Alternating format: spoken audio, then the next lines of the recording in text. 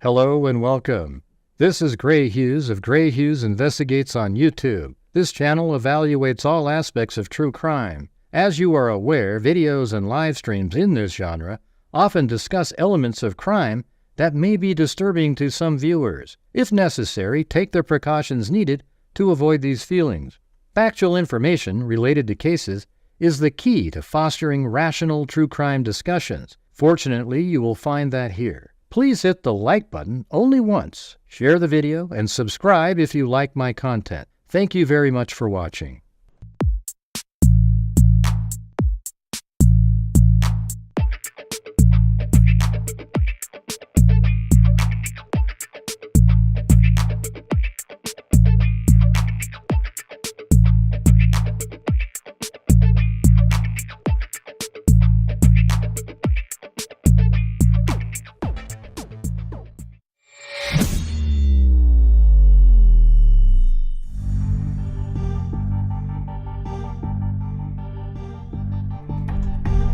Hi, hand sanitizer.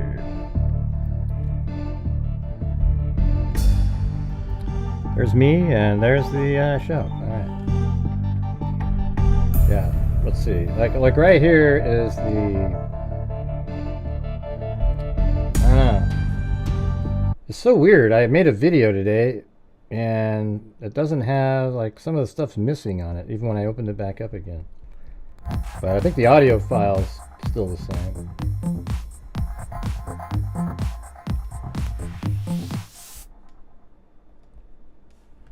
Coffee emoji, thumbs up emoji. Hey, thanks, Georgina Stoliker.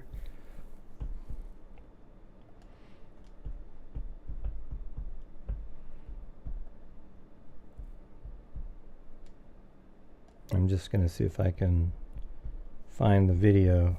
Maybe we should play that first. It's only 10 minutes long. Yeah, it's weird, isn't it? Got it right here.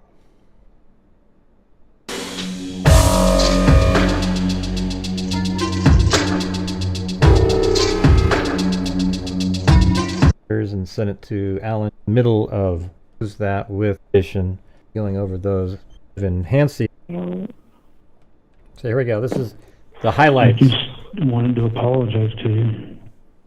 What's going on, sweetheart? I did it. You did no, what? I did it. What? I killed Abby and Libby. No, you didn't. Yes, I did. No, you didn't, Darren. Yes, I did. Don't say I don't know why. No, you didn't. You're not feeling well. There's something wrong. They've messed up your meds or something there. No, I evidently did it. No, you didn't. Evidently. Why did you say that? It's kind of a weird word. Because maybe I did. No, you didn't, dear. I think I did.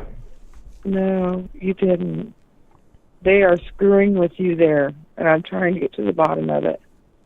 I just wish they would kill me or let me apologize to the families at least. Let's not talk about anything that we don't need to, but no, there are lawyers, honey. There are lawyers. Well, I need to tell you something anyway. Okay. I mean, so even knowing that people are listening in on the calls, she just basically told him that. Okay. Are you sure you want to talk to me over the phone? And look, it's almost like a Miranda warning, right? I mean, what's funny is Kathy right here is almost doing a Miranda warning, like saying, hey, what you can say might be used against you. Are you sure you want to say this? I think I have to. And he goes, I have to. I have to. I need you to know that I did this. Yeah, she does know exactly what she's doing now. We've already said that. Like right now, she knows exactly what she's doing. The attorneys have told her, we think we can get him off. These are what you need to do. You can't let him say any more stuff, etc. We already know all that. It's the before, though, in 2022 when they were being interviewed, you could tell that she thought that I just thought we'd play this out of order. This is later than those interrogation videos. What? Well, hon, this is the first time I've been able to talk to you, and I've been trying forever. I'm just trying to be at peace with things. Honey. And I had a dream that I needed to let you go, and I didn't know how to let you go, and That's all it is. You don't It's be just a talking dream. about That's it. anything on the phone negative like that. Okay? but I have to let you know that I did it, hon. Thanks, 655. No, you didn't. Hello? Hey. Hey, it's me. Yeah. I need to know if you still love me, baby. Yes, dear. Okay. And everybody else will as well? Honey? See, here's what's interesting is, sometimes in these jailhouse calls, she reverts back to how she was in interrogation, but she knows what the defense attorneys have said. But you can even see her believing it again. Like, she tried her best to not believe it, but then after he sounds the way he does, she knows him. He sounds totally rational and fine, and she starts crying again because now she knows again. It's crazy. This guy is really strange towards her too, you know. Yes. I bet you he's violent, this guy. I just got to know that everybody's still going to love me. I love you. Because I may only be able to see you one last time. You understand what I'm saying? Yeah, thank you. It's not true. It's true, honey. No, it's not. It's true, honey. No, it's not. You're not lost. I mean, do you hear that right there? Does anybody here have any doubt that he's absolutely sincere in what he's saying there? Does he sound like a mumbling nut job at this point? I'm well. No. And when you're listening to his voice, we've heard Guys Down the Hill a million times. That's exactly what his voice sounds like. It's just Guys Down the Hill. It's him, man. There's no doubt about it. No, you don't. Yes, I am, honey. I think she does know he did it, but she doesn't want to believe he did it, so keeps trying to get him to not say anymore. I just hope that you'll still love me, because I may only, if I get the electric chair, or if I get the death penalty, No. No, honey, that's not going to happen. No. if it does, will you be there for me? No. There's nothing there. It's not going to happen, dear. Do what? Nothing. This isn't right. They messed you up so bad. It's okay, honey, I did it. You know why she keeps saying that? Because they told her they messed him up. So she keeps repeating it. I did it, dear. Stop. I cannot stop. That part right there was really compelling to me, is that statement. I cannot stop. He is absolutely committed in telling the truth. But you know what's interesting? Remember how he finally got what he wanted when he said, "Will you still love me?" And the mom said, "Yes, I'll love you no matter what." And then I wonder if at that point he feels like, well, what do I have to lose then to go to trial? You know? I mean, I don't know. It's just sort of interesting. Either way, if she said no, we wouldn't, then he'd fight it to try to. But I don't know. It's like at that point he's like, well, shit, they'll love me no matter what I do, so I might as well. Would have been nice if one of the mother had said something like, "Yes, I do love you, and if you've done it, you need to go forward and tell the truth. Do at least one more good thing in your life by coming forward and telling the truth." I've got somebody here listening to me right now, dear. No. I did it. I'm sorry. I don't. Oh, you did it, dear.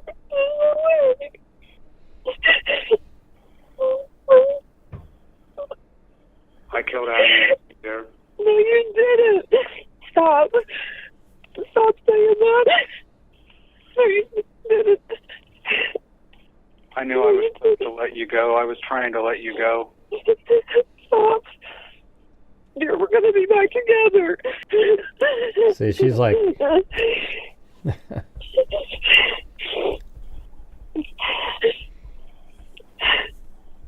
I hope you're always going to love me.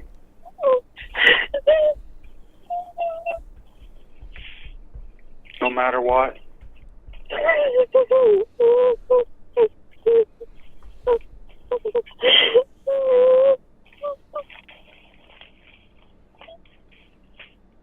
Will you always love me, baby? Who's with you? Who's with you?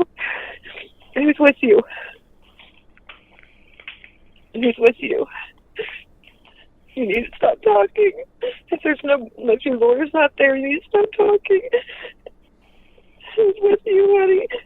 Who's with you? Thank you for using GT. Oh, they want to make it sound Hello? like... Hello?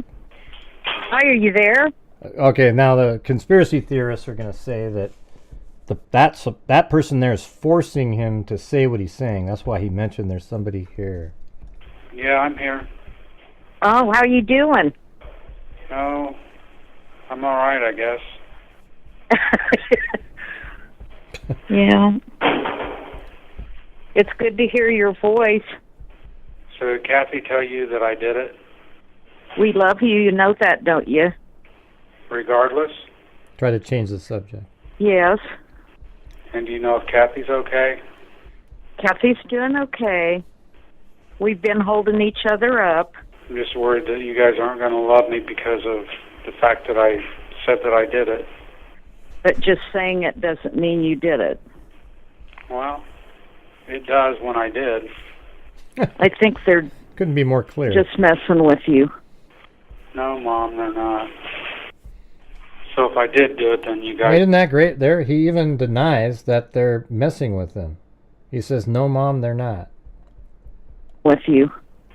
No, Mom, they're not. So there So goes if I all did that. do it, then you guys don't love me anymore? I will always love you no matter what.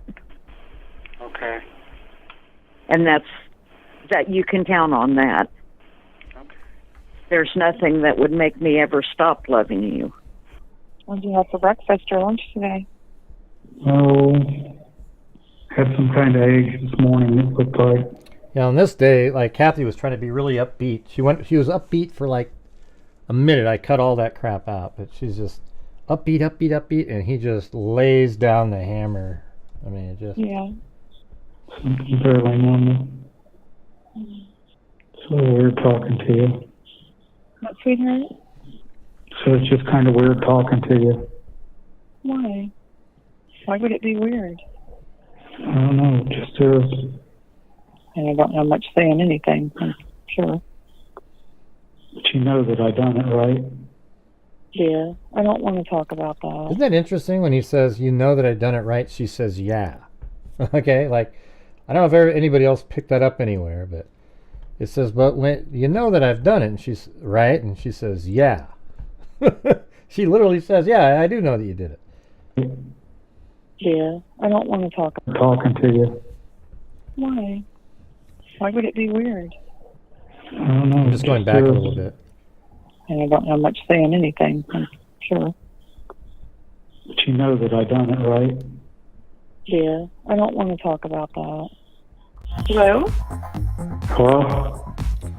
Hey! Well, that looks pretty good, that taco dancing there. His eggs weren't that great. His eggs weren't that great. So Yeah. sad for him. Yeah. Hey! Hey. So this is what's crazy, is like right after, and he's just sort of, the first thing he says, when I was watching it over on that other channel, I immediately typed in, I go, wow, like he's just sitting around, and then the second he gets on the phone, watch, hello, hi, I did it. I mean, my God. Hey! Hey. What's up? Hi. I did it. I did it. It just ruined her whole day. I think she was woken in the middle of the night. She seems like it was really late, or like she was sleeping. Captain, What? I did it. Do you still love me? I'm so sorry, baby. I can't talk to you right now. Probably gonna have to kill myself now. Stop. All right, everybody. Thank you all. That was it. I mean, when you just listen to it all in that montage there, I mean, is there really any doubt, you know? Like, he was totally calm every time he was talking. Yeah. And by the way, if you're out there, you guys, if you want to help support the channel, that'd be great. We're trying to reach the goal. We're still slogging along for the night. We tried another show on a different case. It didn't really work. Hardly anybody was there. So if you have the ability to on this one, I would appreciate it. All right, where the hell's the...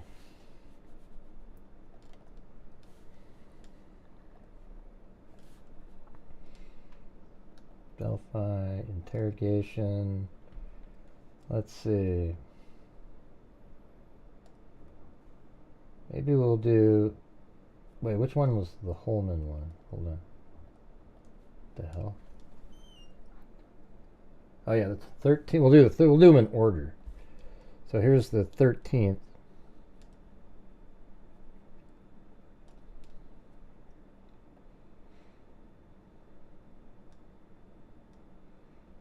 All right, so let's let the audio render in there.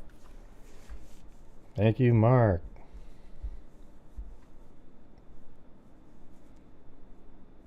I did that. Well, he's saying that because he wants to make sure that they'll still love him even if he tells them the truth.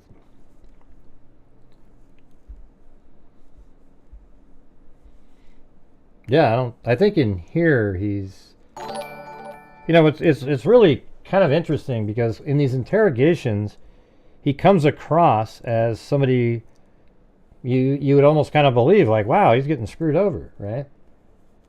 But you know, we know the facts of the case, and we know that he's confessed later. So then you look at it differently and say to yourself, man, he was so confident there. But there's little parts where you can see him mess up. I think it'd be interesting to watch this time, you know, like those, I forgot the name of those 4 people that analyze interrogations. That'd probably be pretty interesting after the fact. They're really good after the fact, but I'd like to hear what they would say about these interrogations, because he's pretty good in these, you know. Let me see what the audio levels are here. Things. I want to make sure you understand you're not under arrest or anything like that. That's kind of high. Okay. And the door here is open. You can leave at any time you want. And it is... All right. I'm just checking it out. I'm going to speed it up. Yeah, great. See you later, Jim. There it is. I think he did. I probably set it down. Right there. Good. So, the reason we wanted to talk to you is...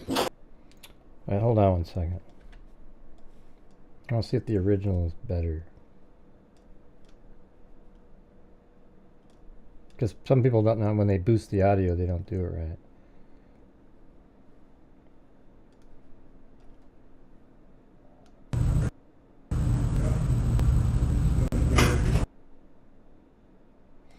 Okay, so we could just kind of go like this, if you want.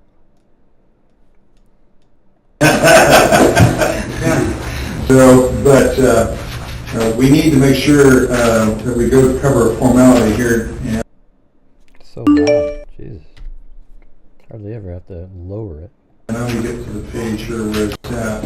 This is a Miranda warning, so Thank you, before you ask Jessica. any questions, you need to understand your rights to the right to remain silent. Anything you say can be used against you in court. You have the right to talk to a lawyer for advice before we ask any questions and have... Uh-oh. God. Man, these, I tell you what, man. Adobe needs to work on their stability. It's ridiculous. Wasn't that weird how people just disappeared from the seats right before it left? So right there, it's going to say reopen. So at least they've kind of figured that out a little bit. No, not really. I have to open up a whole new sequence again and then put that sucker back in there. All right.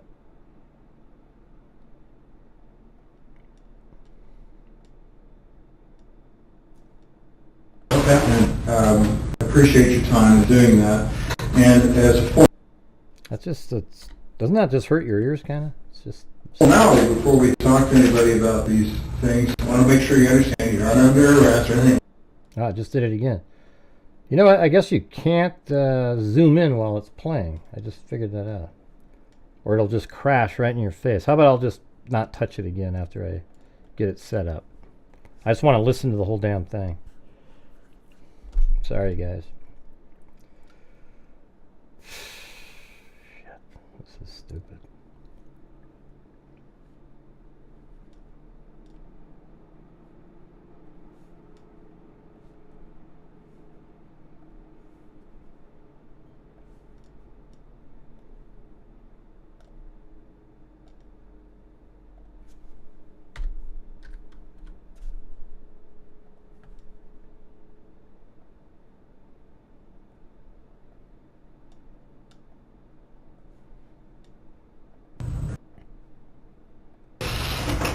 So, the reason we wanted to talk to you is about the, like I said, the Cardioid case.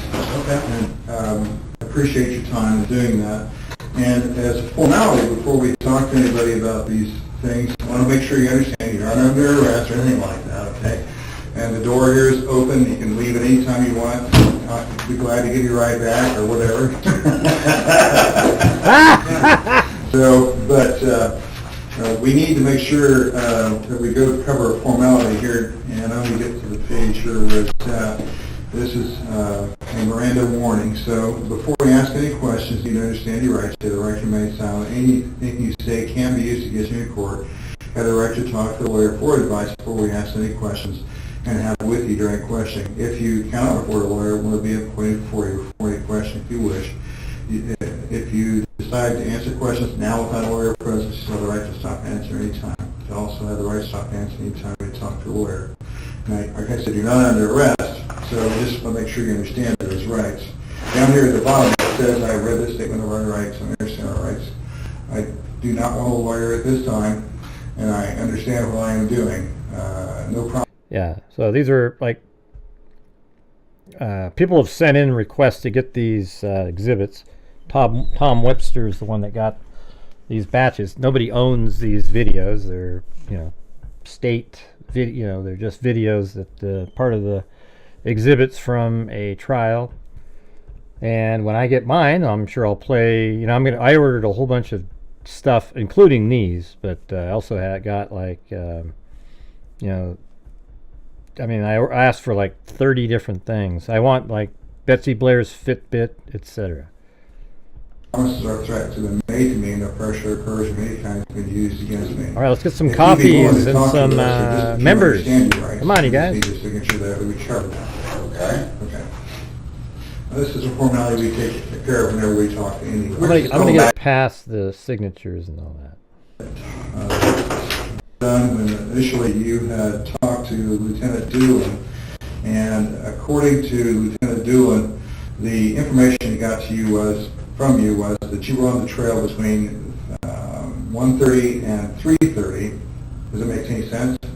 Okay. And that you had parked at the old Farm Bureau building. I think that may have been the old welfare office out there. Well, while at the Freedom Bridge, you saw three females and noted that one was taller and had black or brown long hair. This is basically what he had written down. Okay. And maybe you even got some information about your phone or something like that. Oh, yeah. Okay, great. So now you understand everything, so I want to make sure that we just kind of get some information from you, and we get started here off the bat with today's date, which is Thursday. Hey, do you guys want me to, you want to put a filter on there so it looks better? Everything's so drab all the time. Here, hold on one second. I think the crime scene would be cool looking. Hold on. Right there. Hey, look at that. Only Chevys gifted a membership. And Mary bought me a coffee. Thanks, Mary. All right. Hold on one second. How about... Let's see. I got my favorites. crime scene. There we go. This will look cool. Watch. There we go. It's like a crime scene. All you need is that like crackling. And today is 10/13 of 22. What time do you have, Tony? It's 11:15. Okay, 10:45. And your full name is? Richard. Ricky. A-R-D. Matthew. Hey, thanks, Mary, for 5 coffees. A-L-L-E-N. That was very nice of you. Thank you. Okay, and how old are you now? 50 years old. Okay. Oh, and Jenny got me Your date of birth? 4 coffees. 9972. Okay, great. Could I ask you to write down this list right now where the X is at right there? I'm in the 50-year-old club this year. Doesn't that look better, you guys? I'm beyond that, actually. Just turned. No. Sorry. Hard to believe. Hey, GSUPN. And do you know your driver's license number off the top of your head? No. Don't worry about it. The home address, I didn't get it when I was out there. What is it? 1967. 67. White Man Drive. Okay. And a phone number you can be contacted at? 317-612-4533. Would you have for water? I got one right here, John. Oh, okay, sure. I'll be right back. And do you have any of their cell phone numbers that you can be contacted by? I got my wife's number. Okay, what is her phone number?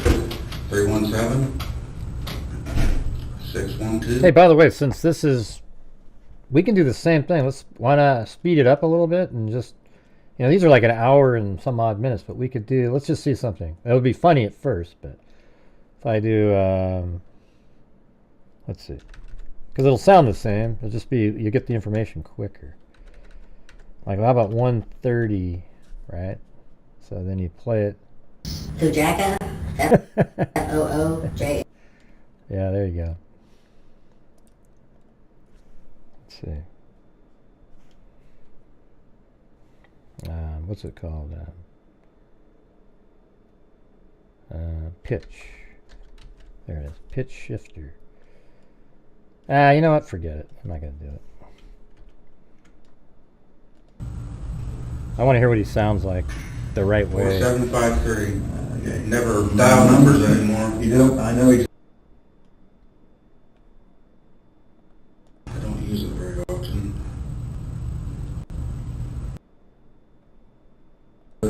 not at all. Do you have a Facebook account? Oh, my wife does. I don't. Oh, look at these cops laughing around.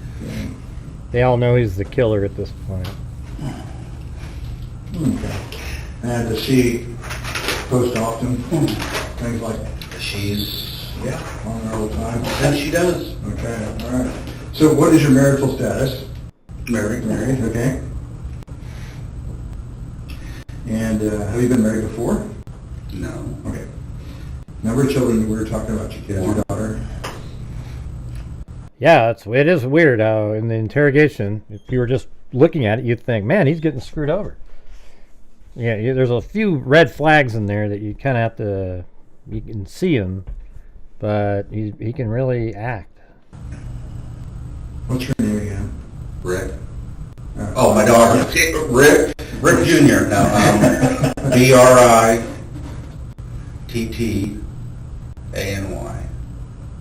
Okay. And how old is Brittany now, you said? You did math earlier. 28. 28, okay. She's born when, you said? 1994. From the Philippines. Oh, okay. But lived in Canada. That's and the he's been husband here of his daughter.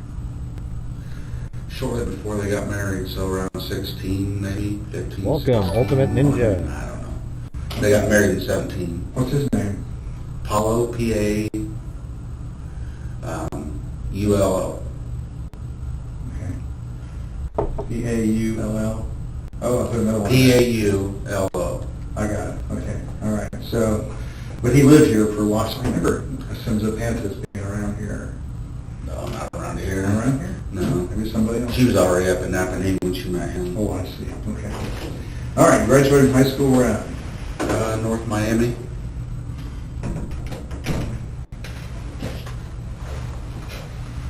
What year? 91. Okay. And any other vocational training, college classes? Went to Ivy Tech like a couple semesters. What did you study there? Accounting. I mean, just think about it, guys, down the hill. That's exactly what he sounds like. Okay. Any other vocational training or? Well, I was in the military, but Okay. Guys, down the Question hill. coming up here.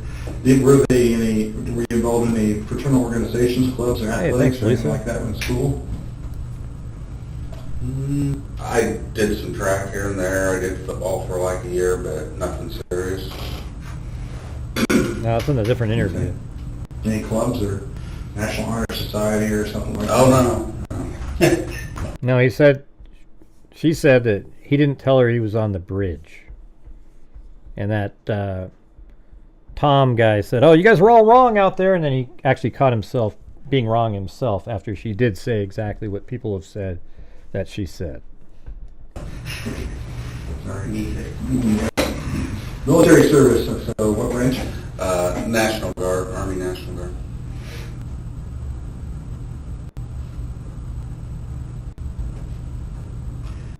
Yeah, more in the calls, And, right? what was highest rank achieved? E5 Sergeant. Okay. Mostly around here? Or No, it was in, I was born right, I want to get past this stuff. Any medical problems, heart trouble, high blood pressure, psychological disorders? oh yeah, did everything. Okay. I've had a heart attack. I've got a couple stents, Okay.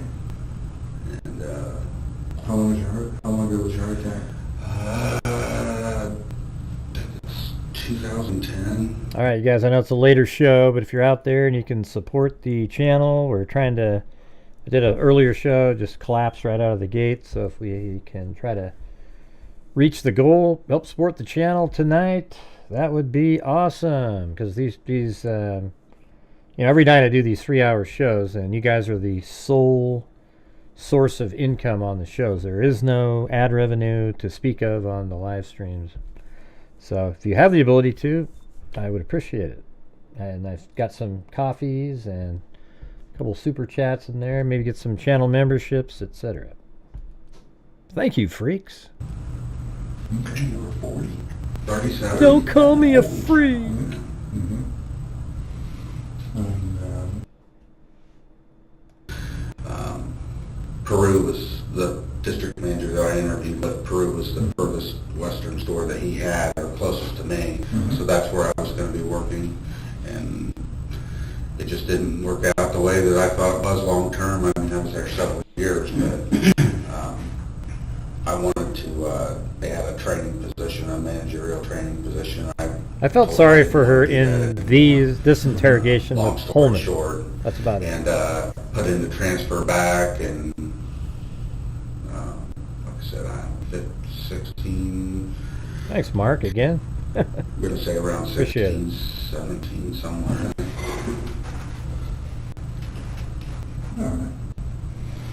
Well, management is kind of hard sometimes, I understand. Is there a particular reason why you didn't stay in management, or? Tired of it, the bureaucracy, just not really being about taking care of the customer. It's more about hitting this number on this spreadsheet and that number on that spreadsheet, and then you're getting a call every 15 minutes if you didn't hit this number on this spreadsheet. And none of them really help you take better care of the customer. I mean, you spend your time managing scorecards, and I just had enough of it. Sure. I was just tired of it. Sure, okay. Okay. Let's see, so from where we're at right now, I think probably, can you help us understand what was going on Monday, February the 13th? You kind of tell us what you were doing that day and every day the girls Okay. were on the trail. Okay. Yep.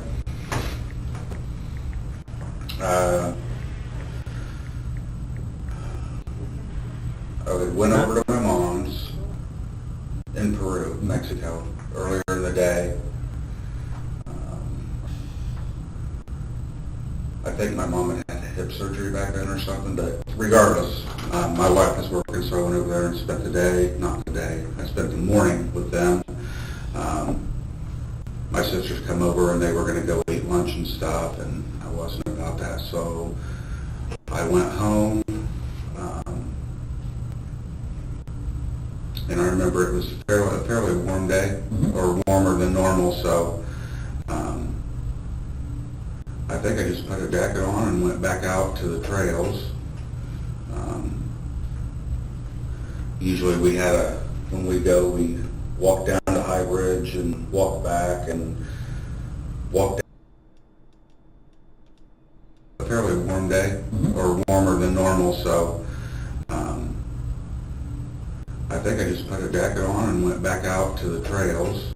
Now let me do this. Hold on. See, so from where we're at right now, I think probably, can you help us understand what was going on Monday, February the 13th? You kind of tell us what you were doing that day, and remember the day the girls Okay. were on the trail. Okay. Yeah.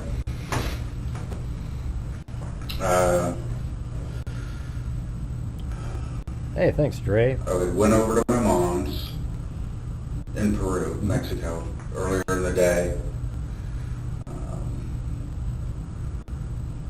I think my mom had hip surgery back then or something, but regardless, my wife was working, so I went over there and spent the day, not the day, I spent the morning with them. See, isn't that interesting? Even there, he says he went to visit his mother in Peru, right? That's where Keegan Kline lived.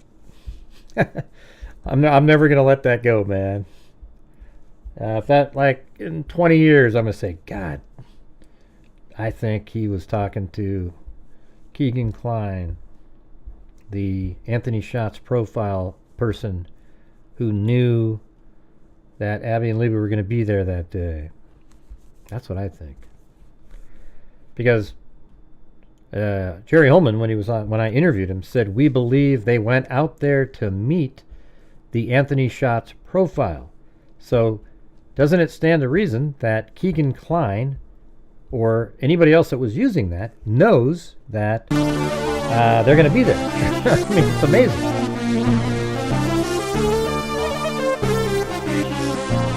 I think there's a connection. Yeah. Hey, thanks, RDWWR.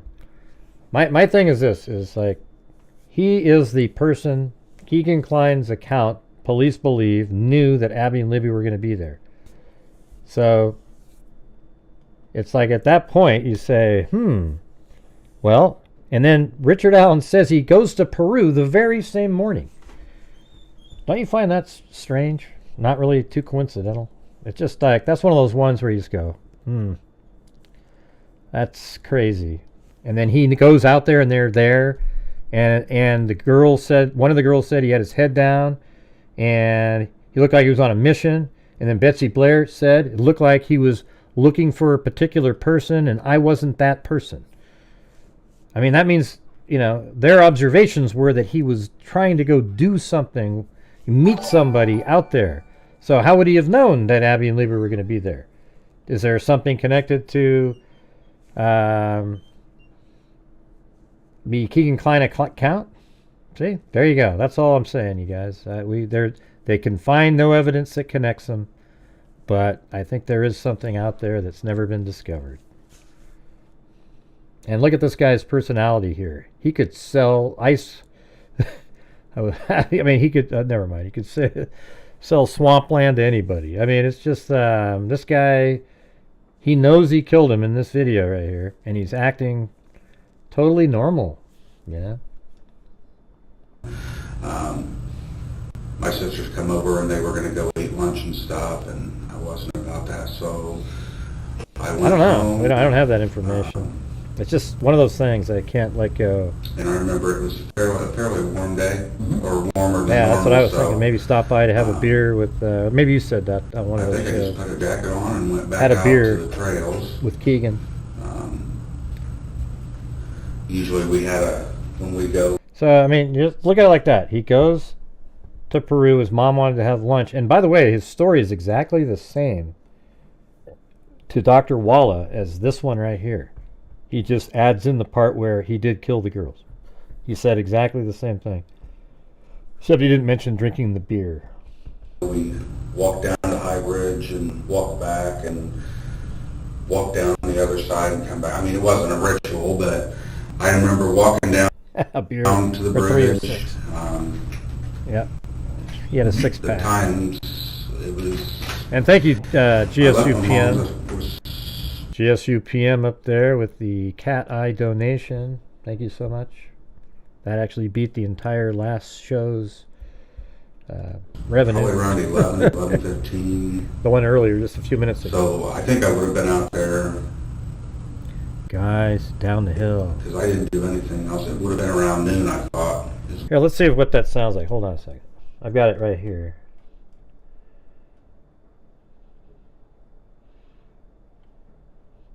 Yeah, that's right, Delphi. If I can find the damn thing.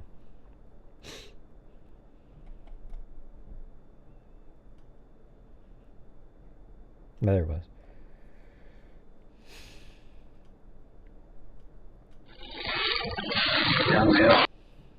Guys.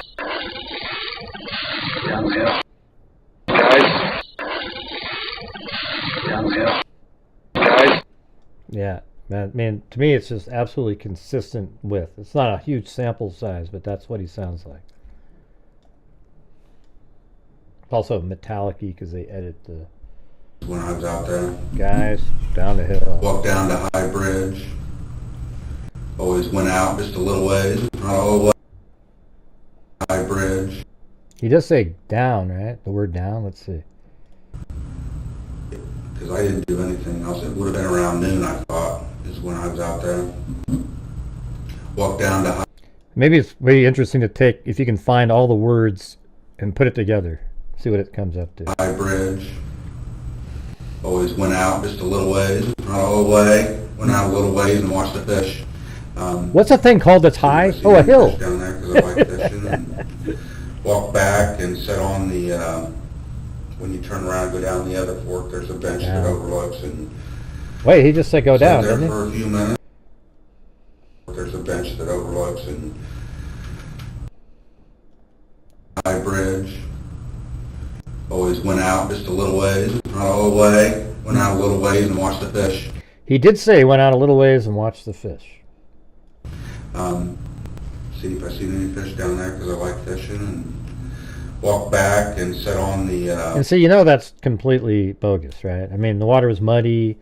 If he went, he would have actually mentioned that right there. He would have said, you know, I went there to look for fish, but I was a little disappointed because the water was really muddy. It had been raining, so I couldn't see through the water. He didn't say that, though, because he didn't think of that detail in the story. That would have been sort of an interesting thing to say as a rebuttal. How was the water clear that day? Well, you'd think he would have mentioned that he wasn't able to look at fish.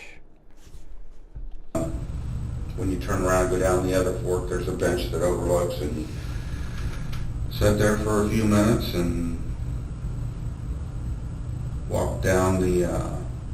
walked back out and left. Down the hill. Anything else you remember? How's it going, Fig? Where was you parked your car at? Said there was... The big parking lot wasn't there at the time, right? Oh, you mean which one? Like where the bridge is at, there's a... I don't think it was there. So there's a... If you went over behind... Yeah, it says there's a down. back road that went up, and there was a bridge, not the main bridge. There was a smaller bridge where you could park there, or you could park over on the other side. And I remember I didn't park over there where the it's a farmer's entrance or something. I remember I didn't park there because I had told him something about there were a couple vehicles there when I left, so I had parked somewhere. Hey, right now we're on minute 17:36. I just want to hear something at the beginning.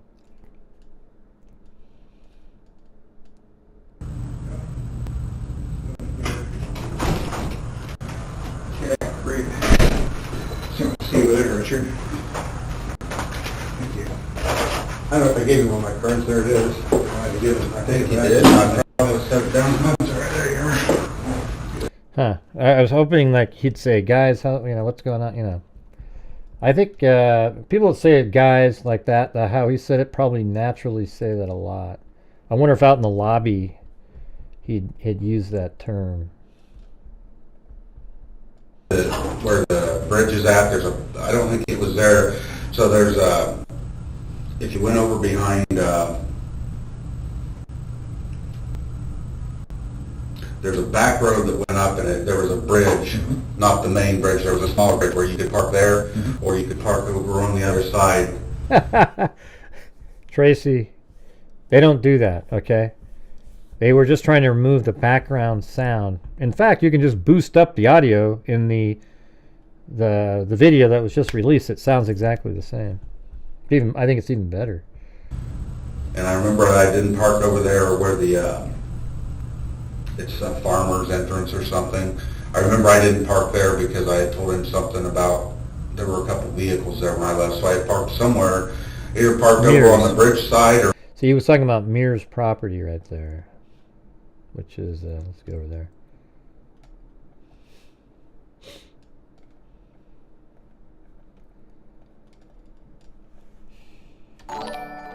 Yeah, so he said the farmers, and then people could park right there. Let me go back to 2017 April, right there.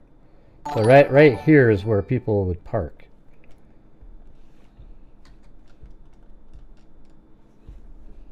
Hey, look at that, M10 gifted 5 memberships. Very cool. There used to be a little building. Fig Solves was gifted a membership. Oh man. Blue and Brozempic, Hot Pocket, and Mama Smashley. In there, I could have parked there. There was a trail until they got the whole thing done. Okay. When you're talking about the bridge, just so I'm clear, you're talking about that big blue bridge, the Freedom Bridge or whatever that goes over the highway? Well, that's the big blue bridge. You shouldn't have watched Karen Reed. Conspiracy theory galore. But before that was there was a, if you're going out of town, you would take the road that I think is where the park is. It veers off, it winds off this way, and there's a road, the first road you come, well, I don't know if it's the first road, but there's a road that takes off to the right, and there's houses, and then it just kind of turns into a lane, and there was a small bridge up there before. Oh. I mean, I think it's still there. Oh, that's interesting. I think you were like the one. Okay, so is he talking about the Wilson Bridge, right there? You're talking about the one-lane bridge, kind of that goes over the street. It wasn't used. It wasn't a bridge that was used. I guess is what I'm saying. It was just there was a parking area up there that you could park in. Oh, that's Freedom. Okay. And that's where people used. That's where quite a few people would park before they. I mean, now there's a nice parking space, but before it was either you parked there or you parked over in the farmer's thing. Yeah, there's a Freedom Bridge there, but there's a single bridge that you come over, Wilson Bridge, that's on the way coming the other direction that I always thought that he went. And I mean, at one point they had it marked that they didn't want you parking there, so and I know it wasn't over there because I told them something about some cars that were there, so I would have been parked up on the bridge side of things, I guess is what I'm saying. I guess it won't happen. So this is kind of an overview. So this is sort of interesting. Let's just take this really quick. Hold on. It's kind of like what I did in the Jody Arias case one time. Here, hold on a second.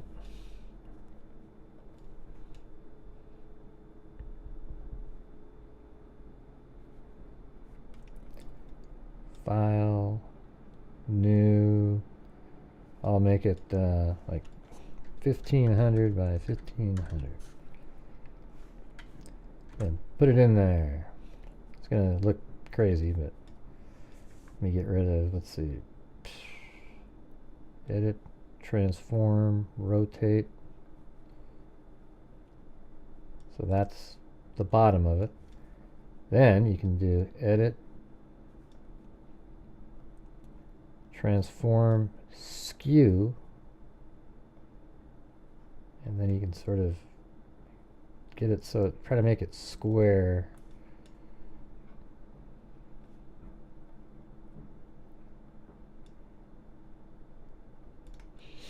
Let me keep working with this.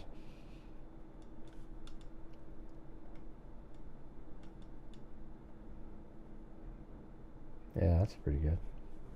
That's close. Like that. And come in here and maybe just crop it off.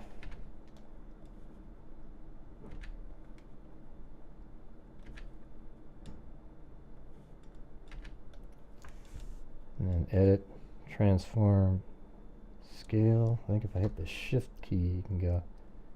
Yeah. God, I'm good at this shit. Alright, there we go. So you look at that. Let's see what happens if we image adjustment, brightness.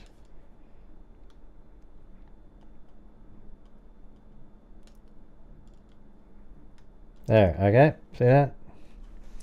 So that's that's what he's looking at on the map. And so now let's take a look at the map and see if we can sort of find something that looks similar. I think it's like right here is what I think he's doing. I don't know, it's hard to say yet. Let's see.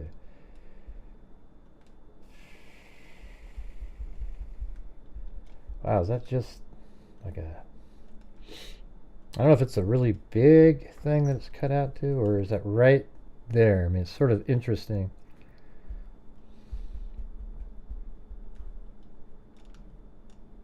I think it's like right here. Is that what it is? Let's kind of turn. I think they're showing the Freedom Bridge, maybe. I don't know, because it looks like, I don't know where that is. And maybe they went back further or something. Let's see. 2017. Let's listen to what they're saying, and then maybe we can derive. The area. So obviously this is the Blue Bridge here over the Houston Heartland Highway. Okay. Yeah, and so yeah, can you mark on where you think you parked at? Good. Show me the Blue Bridge again. Blue Bridge, here's the Houston Heartland Highway. Here's Main Street. The road that comes out from downtown goes out onto Heartland. And here's the Andersons. I think that's going to be their fertilizer plant. And down there's the... So that's the Blue Bridge. I mean, it's right there. It would have been over in here somewhere probably. Well, that's one of the parking areas. Okay, and then I used Or it would have been, there was a old building somewhere over... this map was taken back when the building was still there.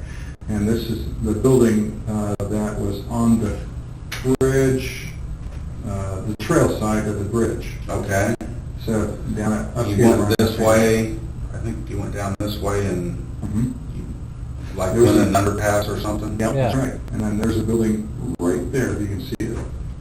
Okay. Okay. So it would either been there or there. Okay, all right, very good. Which way do you think you would have traveled to get to this Yeah, I think it's like that. building Okay. that particular day, if you remember? Just that way it loops around. Okay. I don't know the names of the roads or anything, I mean, I can show you where I drove, but it just, on the way, the road that goes out, it's basically the same way that you get to this one, except, no, it's further up, and you go down and it like comes down and goes around somewhere and comes over on the other side. Yeah, that's exactly what he Okay, said. very good. It goes Okay. like that and comes out and goes like that. Was it ever an occasion where you might have gone to the park another way? Did you go out here very often, I should ask? Not, like, I wouldn't say often. I mean, we go out, we may go once a month, we may go twice in 1 week. I mean, it was just kind of one of those where when we felt like walking the trail, we'd go. I mean, I could say we visited it regularly. During the summer months, we didn't really go out there much in the winter. We may have gone out of time. I get it. I Right, get it. I okay. see it. So was it Okay, I actually see exactly what they're doing now. See that right? See, I don't know if you can see this, but watch. Look at right there. See that? That's the abandoned CPS building right there. That's what that is. And this is the highway right next to it. And it's right there, look. Isn't that crazy? It's going to sort of like, let me see if I can rotate it where it's the same. I think it's like that or something. I think. I mean, it looks, God, it looks just like that. Because he's pointing right to that spot there. It's right in that area, though. It's just right there. Because he points right up here, how the car goes underneath and then comes around. That's exactly what the vehicle does. Watch. So you drive right up here, and it comes around underneath, and then that back over here like that. But anyways, who cares? Ever something I'm just trying to make sure he's was saying... there ever a time that you guys took another path to get out there besides going around this way, or do you remember anything like that? I think there's a way if you go past where you park the farmer's entrance that I was telling you I about. think it's down here. There's an entrance across from a residence that's a farmhouse. Oh, what are they looking at Does here? that make any sense? Okay, yeah. Okay. I know that there's a way that winds around, and you can eventually get back to 200 or whatever road it is. We're off of 200 North, I think it is. It comes out somewhere down there, but we only did that. I think we found that by accident one time. We thought we'd go that way and try to get back, and it was we eventually came out that way somewhere. Okay. But no, I wouldn't. If we were going to go there, we would go down through town and. Okay. Good to know. All right. So let's talk more about what you remember doing that day, remember seeing that day. Okay. You gave an account to the officer who talked to you. And do you remember how that was prompted, how that happened, that you happened to talk to the officer? I don't remember if it was the next day or a couple days, but shortly after they were asking for anybody that was there to come in. So I went down. I got home from work and my wife said, they want to talk, because I had obviously told her that I was there. And she said they want to talk to anybody that was down there, may have any information. I don't have much, but I obviously will go down. So we went down to the sheriff's station, and I don't remember who it was, came out and talked to me and said that he would get my name and information. And then I was driving downtown for something, and I know that, remember he called me when I was in the car because I pulled over and talked to him. It was a DNR officer. And he asked me if I could come down and talk there, or if I want to meet somewhere. And I don't remember how or why. I think they were really busy, obviously, crowded probably. So I was heading down to, it was the Save-A-Lot parking lot down there, and I told him I would just meet him there if that was okay. So he came down, we talked. He looked at my phone, took my phone information, and I think he got some, we took the battery out and everything, and he got information off of us. So that's pretty much it. And I gave him the account. Forgive me, it's been years, and I thought about it a lot. As time goes on, it's, like I said, I think I was there probably around noon. It could have been a little before noon or a little after noon. Walked down, back an hour, so probably 1:30, 1:45, depending on exactly what time it was that I got there that day. I just remember walking. Yes, okay, so he's saying he left at 1:30, 1:45 right there. But that's interesting because earlier in the same interview, they mentioned what he told Dan Doolin. Now he's changing it up. He realizes, oh, okay, that's the time frame I gave. Because he probably, over the years, he might not have remembered that he said 1:30 to 3:30, right? So he heard them say that at the beginning, and he kind of just let that topic go. Now they're back to it, and he says, yeah, I left at about that 1:30 time, putting himself. So he's being very calculated here. Walking down the trail, and I had told him that when I was approaching the trail. All right, guys, if you're out there, if you could please help support the channel. My channel relies on your guys' generosity to do all these awesome shows. So if you can help support, that'd be great. Thank you. The trailhead, I guess is what I'd call it. There was 3 girls walking off the trail, and I just remember it looking like one of them was probably watching, not babysitting, but watching the other 2 because I mean, isn't it interesting that he remembers this now? I mean, you're talking 5 years later, he still remembers. That just shows you how it was ingrained in his mind. they looked a little younger, and they looked very similar. I don't know if they were sisters or whatever, but the other one didn't necessarily. But I remember seeing them walking off the trailhead, and I didn't really see anybody. I walked down, like I said, I look at the water, I walked back, and I said, I mean, somebody could have walked behind me, I guess. Well, there's Mark again. How about the rest of you guys? Let's go. But I sat on that Thanks, bench Mark. that overlooks the creek bed and all that. And I remember telling him when I left, Let's see. Stefani said, Gray, why is he kind of has the same shaped face as you? I don't know what the hell you're talking about. Have you ever looked in the mirror yourself? Why do you look like a zebra? It's weird. I've seen you before. You look like a cuckoo. I remember there being, I think there was 2 vehicles down there on that farmer's entrance that I told you about. Mm-hmm. And that's why I know I didn't park there, because obviously I wouldn't recall seeing cars there if I parked there. The farmer's interest, are we still talking about this area here, or is there some other location here? There's a pull-in, like right next to the trail is all I can tell you.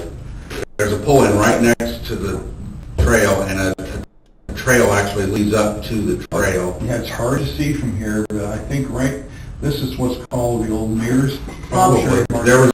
See, it's so weird. I mean, that's where the Mears is? I mean, way over there next to... It just doesn't make sense. Is this map like upside down? Like they're...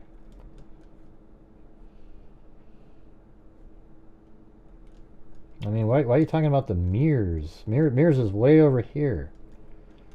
I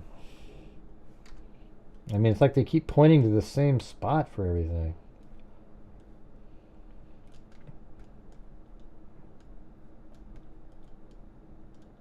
I mean, maybe it's like that. You know, maybe it's kind of like that. It's like a really big map or something. So I thought I saw this the other day. And maybe like this spot right there is this whole area here.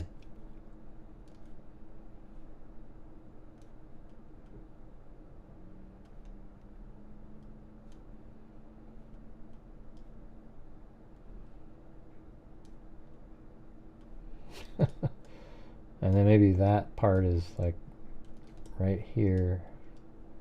I don't know, man. That's pretty wild. Because I mean, if they're pointing way over there for the mirrors, that means it's kind of high up like this-ish. Something like that. And that's kind of the map that they're looking at, something that large. You can see how he's way up in that upper left-hand corner. So that's it, you guys. Just Mark. He's the only one that wanted to help support the channel tonight. All right. There was a during this next phase. farmhouse across from it is all I knew. Right. And it was like I mean, I guess it looked like where you take farm equipment in and out or something, but I know at one point they flagged it that it said no parking, so we didn't park there for a period of time, but... Did you ever park there before when you went? Yeah. A lot of times you did? Okay. I mean, we used to when it wasn't marked. Mm-hmm. We did a cleanup down there one time I brought a bunch of Walmart people, kind of a community engagement thing, and we did a cleanup down there. It's the year that they tore down. We tore down that, if you go down, not the High Bridge way, but that one where I sit on the bench. Yeah. That I was telling you about. If you go down a hill, there used to be a little shed, a little shack down there, and they tore that, and we were there that day that we tore that down. Okay. Now, you guys did that with Walmart. Was that a local? Hey, thanks, Suzette. Hello, everyone. Joining late tonight. Hope everyone's well. Walmart you worked at? Lafayette. Lafayette. Yeah. Okay. The one on Commerce or the one on Commerce. Okay. All right. Joining late. Hope everyone's well. You guys came up and did that. Do you know when that was? Oh, Lord, no. No, this is these are the interrogations at the beginning. He doesn't admit ever during these interrogations that he did it. Well, Was it before or after this? 2006. Oh, it would have been. Way before. I wasn't even with. It was what, 17? Yep. Yeah, I mean, if you felt sorry for Richard Allen at all, it'd be during those calls. I mean, it's hard to feel sorry for a guy that killed 2 kids, but you know, seems like he actually really wanted to confess and, you know, probably for selfish reasons, unburden his soul, if you will. And nobody wanted to listen to him. Nobody would let him. And you know that Fran Gould actually talked to him, brought him in, you know, by himself, I guess, and said, "Are they keeping you from confessing?" And he said no, because at that time they'd already convinced him not to. Later, so I think after like May of 2023 in June, he got totally different, quiet, didn't say anything anymore. Well, thanks, M10. Jeez. And Sassy T. 13. So I wasn't even with Walmart at the time. I would have already been with CVS. Yeah. Okay. So sometime in the... Yeah, it would have been way before. I mean, I went to CVS and... Yeah, I mean, the thing is he wanted to confess, and now they've convinced him that he didn't do it. Okay? They know that he did it. His attorneys are unethical people who wanted to make a name for themselves and wouldn't let him confess. They thought, ooh, we can get him off. We got all this Odin stuff. We got this. Oh, darn it, we can't use that. Put a 1 if you think his defense team had a great backup plan for trial. I mean, my God, what a pathetic performance his defense team had. There was nothing that they said. I don't even know, did they even put on a defense, for God's sakes? I mean, it was just nothing at all. It was horrendous. Like I said, the opposite of a 1. But a 1 if you thought that they did a great job. What did I say, 13? So it would have had to been before 13. Okay. So you were out there then working on the trails? I'm going to say a lot earlier than that because I worked in Chicago. I don't know what you're saying, Stefania. So, Gray, what did they tell him at this interview? Just want to talk to you about what happened. I'm not sure what you're... Yeah. Yeah, this is just like they're trying to... they do get to the point where I think they say, is this you on the bridge? And he says... I mean, he says it worse than what we always thought he said. He goes, yeah, if the girl took that picture, it's not me. That's when you can tell he's guilty as hell. That's his one moment in here. South of Chicago for a couple of my last years with Walmart when I was actually running that store. You know what's weird is this guy is still holding a pen pointing at a specific spot. He's looking down over here, and they're not making eye contact. So this is the moment where I think Richard Allen's feeling a little nervous, and he's just rambling on, thinking about what he's going to be saying a little bit later. Because, I mean, isn't this kind of an awkward situation right here? So probably around 9-10 maybe. Okay. All right, somewhere around there.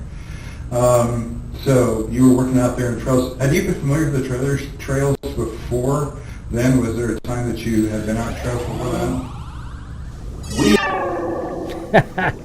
Look at that. That's the UFO picking up a Sasquatch on an elk. Your coverage of this was by far the best. Well, thank you. And by the way, I did order, it was just a couple days ago though, so we got a ways to wait, but a whole bunch of exhibits. You know, not just, I think I ordered, I don't know if you guys want to see, I have a list of, we can look at it later. After we moved to Delphi, I mean, we started experimenting. I mean, there were trails that we didn't know were there, but, you know, you'd hear about one and you'd go, and I'm sure by that point, well, obviously I know by that. Yeah, I didn't hear him say down that hill.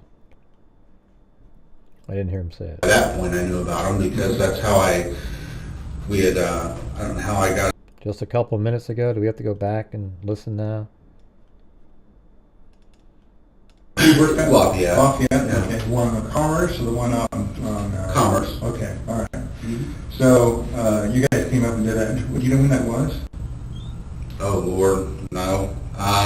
Well, Was it before or after this?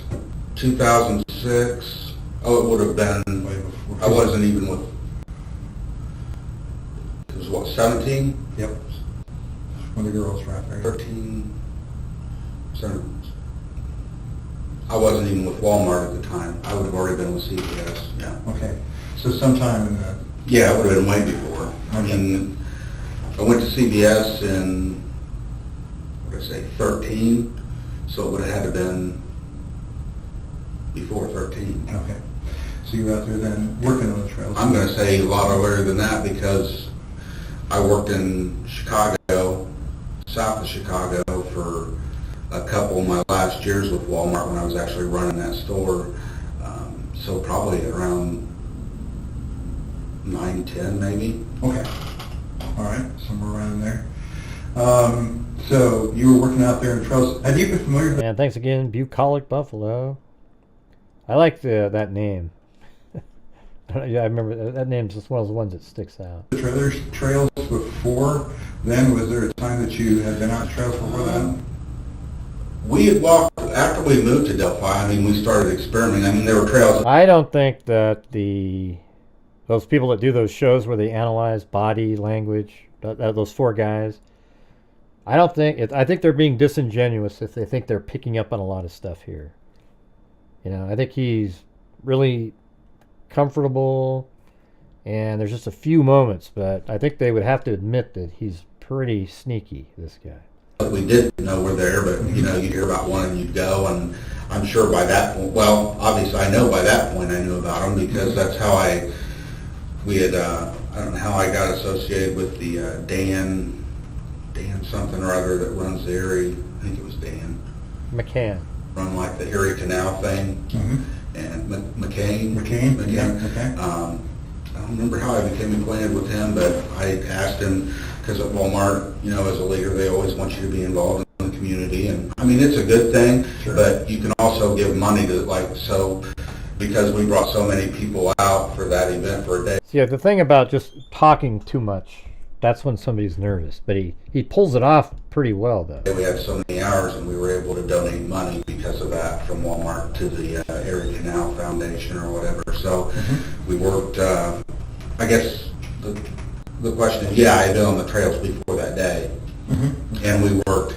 We also worked out at the. Yeah, when you say, I just have a hard time believing he by himself got the girls down the hill, man. If I had $1 for every time I heard that ridiculous comment, I'd be a millionaire. It is just the dumbest thing I've ever heard. When you have a gun, you can get anybody to do anything.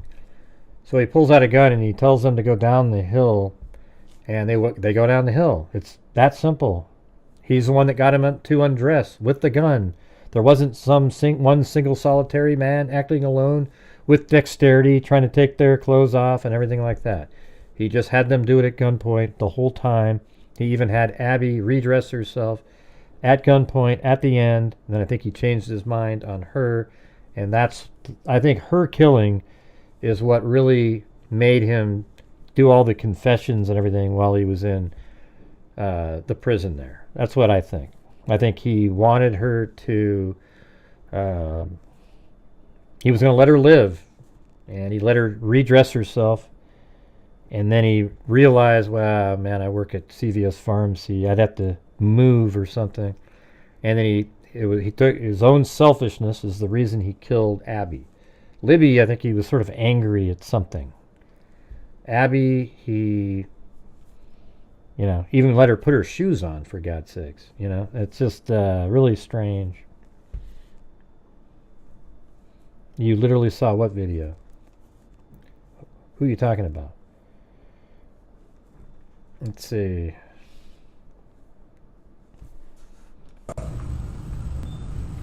The Carrollton Bridge that day. There's a tow path or something. We cleaned up some stuff along there too. Oh, okay, yep, makes sense. You literally saw the video. So, Who the hell are you talking to, man? Yeah, I sat there for a few minutes and left, and like I said, there were a couple vehicles. may have told him the exact makes, I'm not sure. I just remember one was like a sedan, and I think maybe one was an SUV, I'm not sure. Mhm. I have to look back at what I said that when I interviewed with him. And that was at the, you call it farmer's entrance, those cars were at the farmer's entrance? Is that Yes, what you're sir. saying? Okay. What about where you parked? Were there any other vehicles? I know there were no vehicles where I parked because I don't remember telling him. I mean, if he asked, I didn't see anything there that day.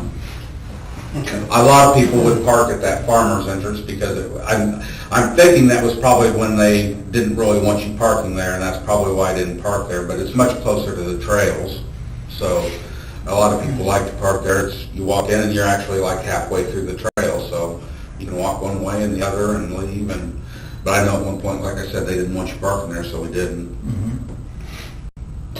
So back then, if you told, he said his report said old Farm Bureau building, so would that be? I never really knew what that building was. I just remember telling him there was a building there.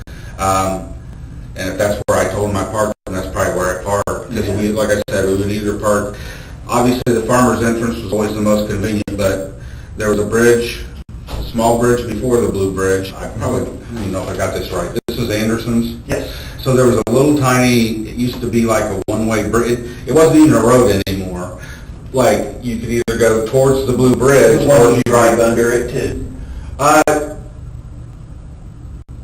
Yeah, I think you ride. Now I follow. It wasn't, that parking lot wasn't there on the other side, so you didn't, but yeah, you would, you went, like I said, you take this road that forks off coming out of Delphi somewhere, Yep. and then you take a right, and it's just a little road, and there's some people that live along it, but then at the end of the road, it goes up to this.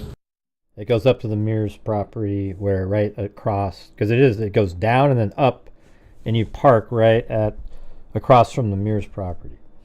Like I said, there's like a parking area where people used to park. There you go. I think I know what you're talking Yeah, I about. think you can't see it on here, but what you're describing Probably. is a road that leads up to this parking area that you're talking. It's out of the side of that side of it. Sure, it's probably, yeah. Yeah. Huh, I don't know what the hell they're looking at. So, how far out to the bridge did you go that day when you were out there? Do you remember? How far what? How far out onto the high bridge? I have no idea how many feet it is. The way I always know is there's one of those platform things that stick off the side, Mhm. and I usually, years past, like 9, 10, let's see, 6. I don't know what the hell they're doing. Between 6 and 10 probably. I've actually been across the high bridge back when it was in a little bit better shape, but somewhere in there, 8, 9, 10, somewhere it started getting pretty rugged and stopped going across it. But for the most part, I didn't go past that one whatever the thing is that sticks out. I'd go out there and kind of look. Like I said, fisherman, I'd look and see if I see any fish or anything. And Yeah, so right here he's admitting he was on platform 1.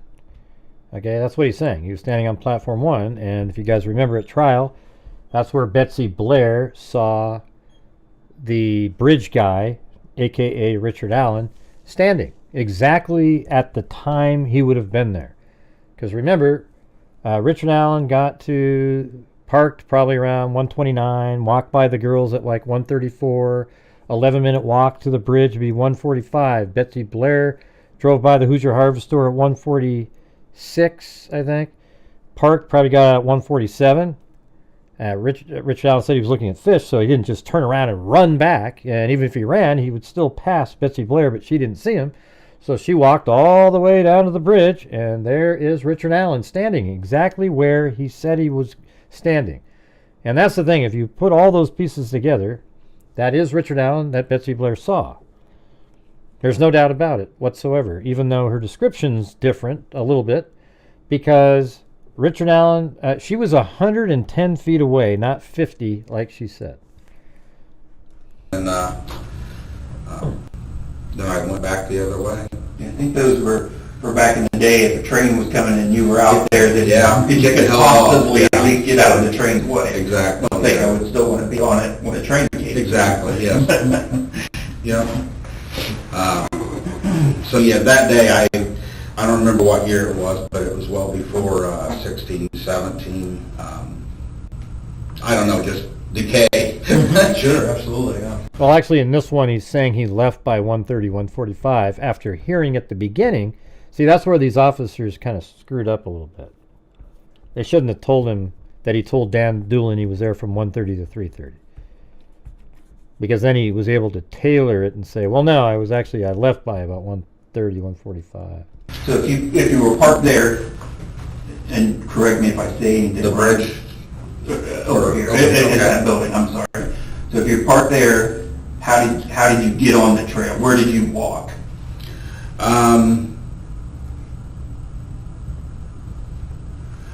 At one point, you either walked down the road, but then at one point they had a trail there. Not a trail, I wouldn't even call it a trail. They had a gravel path that led to the new thing that they were doing. I call it the trailhead. When they started doing all that, there was a trail that would, I think it ran along the road, if I remember right, and then it just cut over to where the trailhead was at. You couldn't really park. I just remember where that path was at. You'd think you could park there, but it was no parking. So you had to walk. You either parked over here and it was actually closer if you went over here and you could just walk to the bridge that way. And then if you went this way, it was a little bit further because you walked along the road So you would normally walk along the road, or was there a path that went? At one point, I think you walked along the road. Honestly, I don't even remember. Where's the trails here? That's why I said at some point, it was probably after they put that little pathway in that we even parked there. I don't think we ever even used that until they put that path there, and it was just because it was the only way to get to trailhead from that side. And like I said, at one point, they didn't want you parking down here at this farmer thing, so they had put in a gravel path in, and you would park there. So you either parked over there or you parked there and walked down the gravel path. And the path cut over to where the trailhead thing is. So I guess what I'm saying is I don't know that we ever parked at that little building, whatever it was, until they laid that gravel path to it. And I think we thought that was a new, I guess, designated parking area, and that's when we parked there once in a while. We'd still park over here once in a while. It just depended on which. And like I said, there was times when we parked there on and off whenever they didn't have it posted. They didn't want you parking there. And we probably did a time or two when they did have it posted, but we didn't make a habit of it. So that car that was in your garage, would that have been what you drove out there that day? God. Let me think here. It would have either been that one or our gray Ford 500. We kind of switch vehicles back and forth. It's kind of because I've oftentimes worked further away from home, and when I was working in Peru, the car's what do I say? It's a 16. So prior to that, I'd had a little red Ford Focus, and our trucks we get our truck at 4 o'clock in the morning. So on truck day, I'd be driving over to Peru at 3 o'clock in the morning. And one day I was driving and I was tired. I mean, there's often times you'd be tired, but this day I was just so tired, to the point I almost and should have just pulled over. But I made it over there, and I turned off. Didn't take the highway all the way up. I took the turnoff that takes you into the back way to Peru, and made it all the way in town, and literally I fell asleep.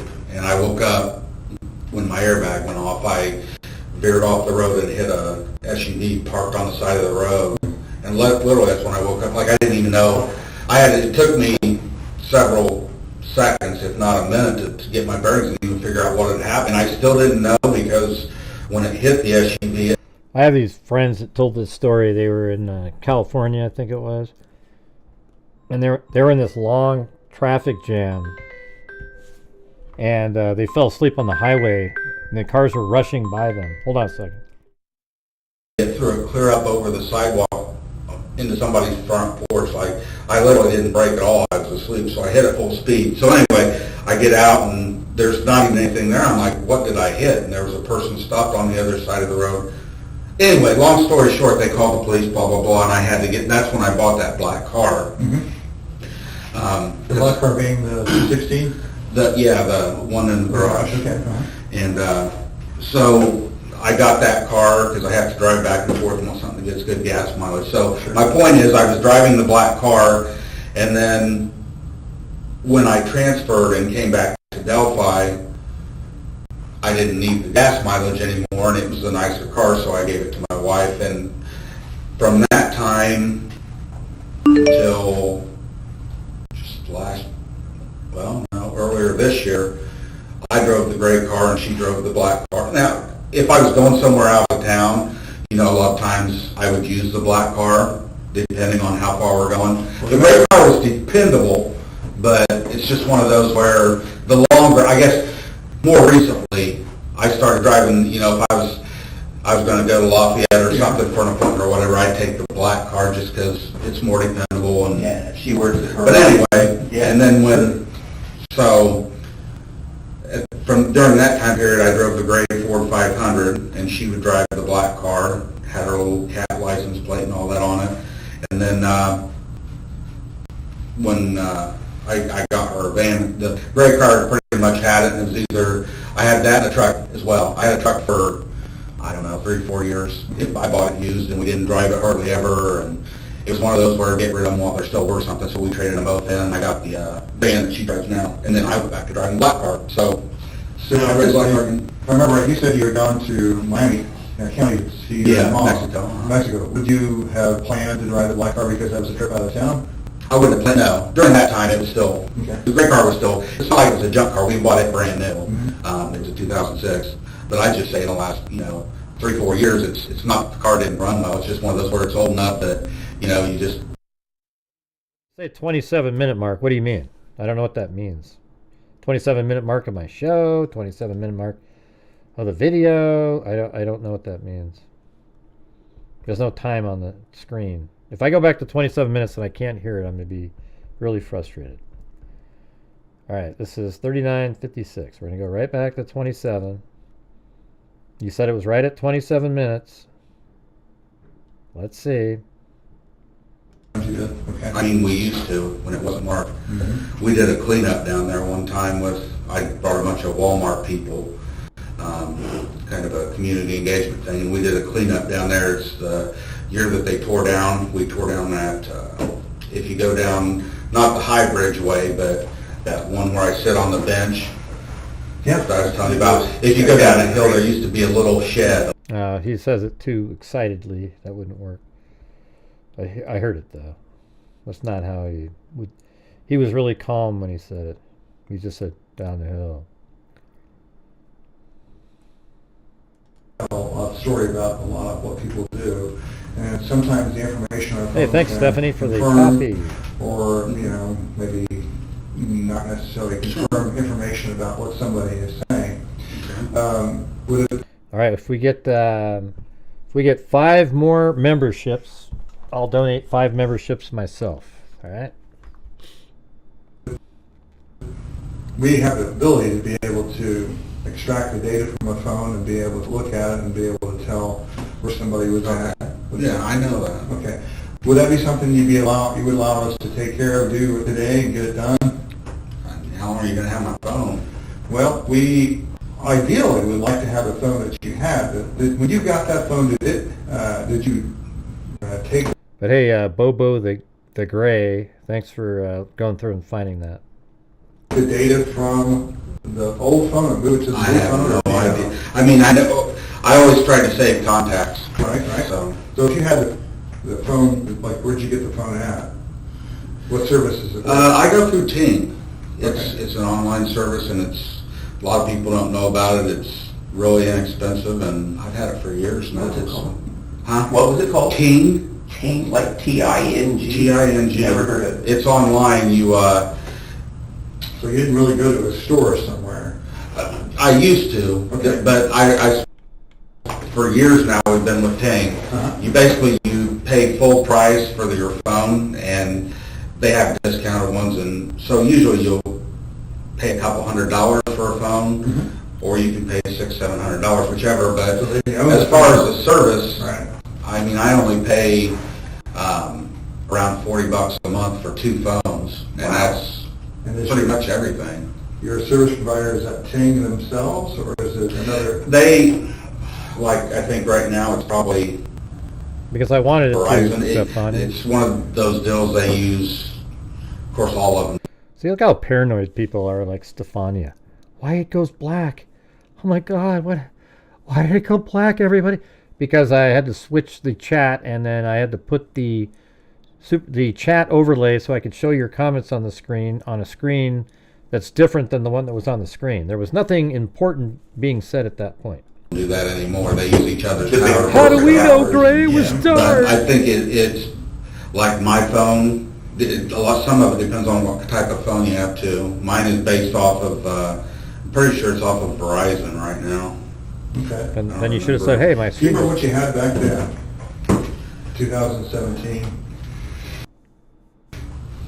Thanks, I'm a DNA detective. There's one, you guys. Four more. I know I didn't have this one yet. I don't even know if they were making those yet. I mean, as far as service provider. Well, I've had Ting.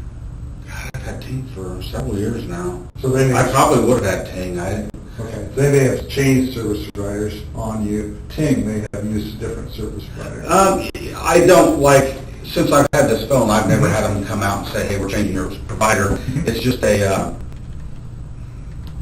guess kind of the home system that it works off of. Like I said, it's Verizon. Ah, there's two. There's two. Thanks, Suzette. I'm trying to think if it's ever been, you hear about AT&T anymore. There we go. But could have been that That's it, at one right point. Okay. I never had it before we lived in Delphi though, so I know, I'm pretty sure because I always got my phone. I Thanks, Rainy Joe. work at Walmart, so I get my service plans through them because I got discounts through them. So I know it's been since I left Walmart, so. Okay. I mean, so I went through regular periods prior, but I've been with Ting forever. Well, so then what I would like to do, if it's okay with you, would be to have an opportunity to look at the phone and examine some of the data on it. Really would like to get to the phone that you... By the way, Scouting Dude just called over there. He's been sending me videos, man. He was able to get all of his really important stuff out, but their whole house was flooded along with a whole bunch of people because some dam released water accidentally. It's just so ridiculous. So they're safe and everything right now, so see what happens. You had back then, if you think it's in a closet somewhere in the house, Actually, I don't have, I mean, my wife comes home, she'll know, if we have it, she'll know exactly where it's at. Okay, all right. So, if it's okay with I thought she you, recycled them, but she may not. we could start with this phone, we'll be able to extract the data from that, if that's okay with you. And I have a form that I read to folks before we get started on doing something like If you guys want, we can try to go all the way into, let's do the next one too, the Holman one.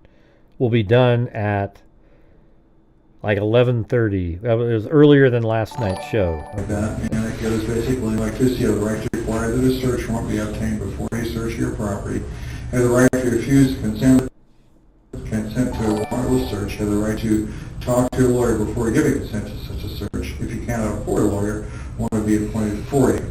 I've read the statement rights, I understand what rights are. I do not want a lawyer at this time. I consent to a warrantless search by the officers of the police department fully described property, and it'll be your cell phone and another carrier, and authorize these officers to seize any item of data which they consider as evidence. I understand and know what I am doing. No promises or threats have been made to me, and no pressure or coercion of any kind has been used against me. And I would need to have the passcode. Is your phone open, or is it just a passcode, or is it a pattern, face, or what?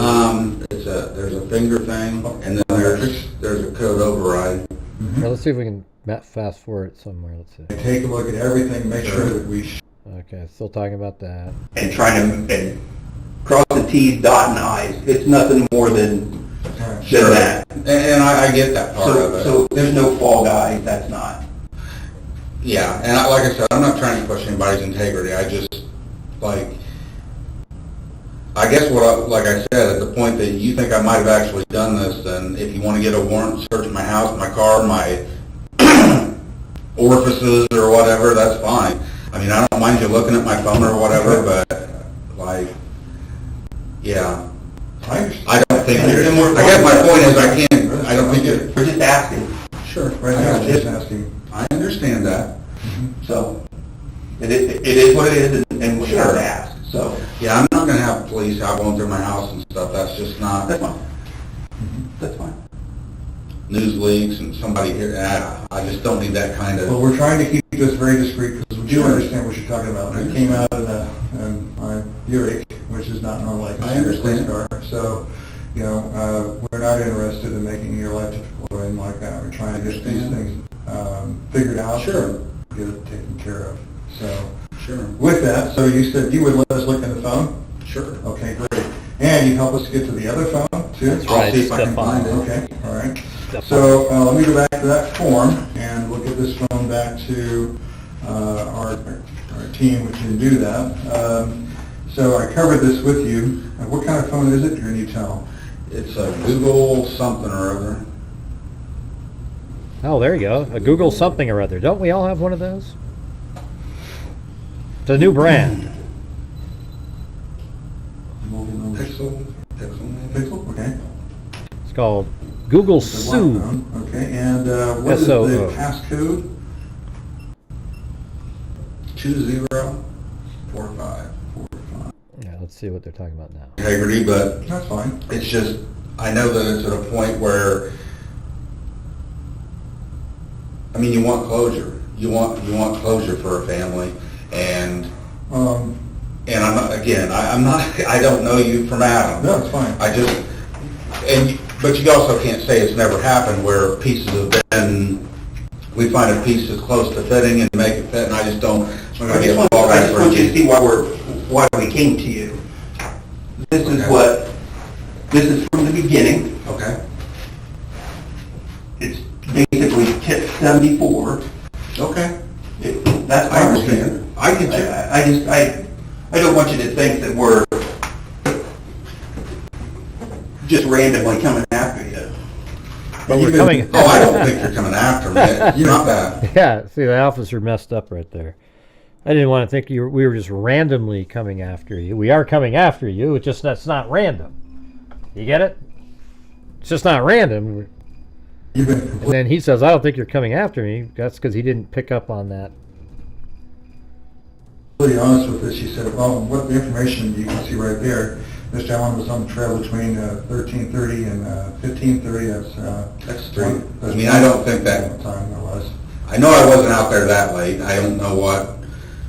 See, this is where he's, you know, you can see that he can. It's bad for him. He heard earlier when they walked in 1:30 to 3:30, so he adjusted it, and now he's got to look at it on a piece of paper, and now they know that it's being brought up again, a challenge to his retiming of it. I don't know what I told him that day, but I know I wasn't out there till 3:30 or so. Yeah, it's 3:30. That would be right around 1:30 until 3:30. No, I'm saying when I left. 1:30 would have been more of the time I would have left. Okay. Not gotten there. Because the only reason I remember is because I know I left around 11 o'clock or so because they were getting ready to go do lunch. Uh-huh. And Isn't that interesting? All this stuff is in the story. Yeah, but if you think about it, like he left at 11 o'clock or so, and then he had to drive, and then he went to get beer, and then he goes home and he gets a jacket. You think he's going to get there by noon? And by the way, even if he did get there at noon, the 4 girls, they got there at 12:15, and then they walked to the Monenhigh Bridge, and they didn't see him at all. And Betsy Blair was also there earlier too, on one of her other loops that she did, and none of them saw him. However, when he got there at 1:30, he says when he arrived, he passed the 3 girls. There's 4 of them, and he described exactly what they look like, etc., sisters, etc. And so they were leaving at 1:30, and he was just arriving at that time. So that absolutely verifies that he got there at 1:30 to 3:30, and that he's intentionally lying. Once he heard what they said, he wanted to place himself outside of that time frame. I wasn't going to do the lunch thing with everybody, so And I you just told went us- home and was going to watch the stock market. Thought it was a nice day, and I'd go take a walk on the trail before I did. Yeah, so things we're asking you is nothing any different than we ask anybody else around there. Yep. And look at all the stuff you told us, and there's nothing Last warning inconsistent 50, here. that's right. So, You said one of them was really young. Kind of a weird thing to remember. I guess I was actually watching my stock, so it must have been working. You asked me about that.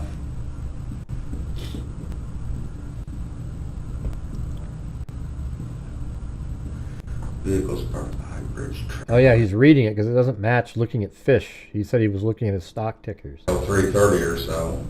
Yeah, it's 3:30. that would be right around 1:30 until 3:30. No, I'm saying when I Google left. Sue. One- That's right, Empton. 1:30 would have been more the time I would have left.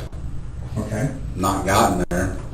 Because the only reason I remember is because I know I left around 11 o'clock or so because they were getting ready to go do lunch. Uh-huh.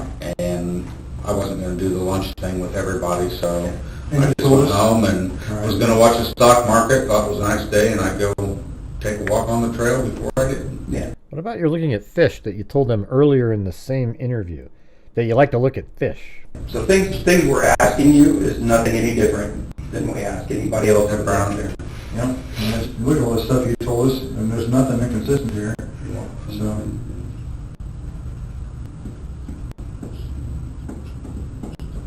I guess I was actually watching my stock, so it must have been working. You asked me about that.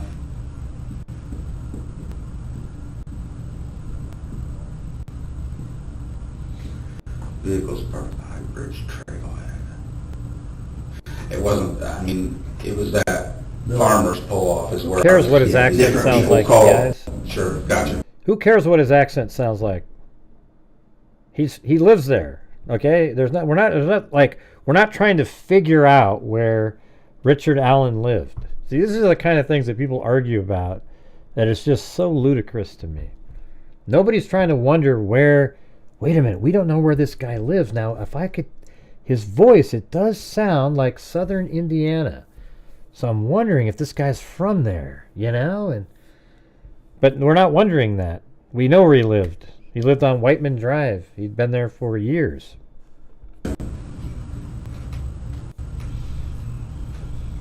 And you have the information off my cell phone. mhm. So, Yes, that's what I really like to have, that cell phone in particular. But again, that's why we're here. sure, and I get that. We're trying to put, if there's any pieces you missed or anything that you can recollect, is it? Sure, and that's honestly, that's what I thought this was.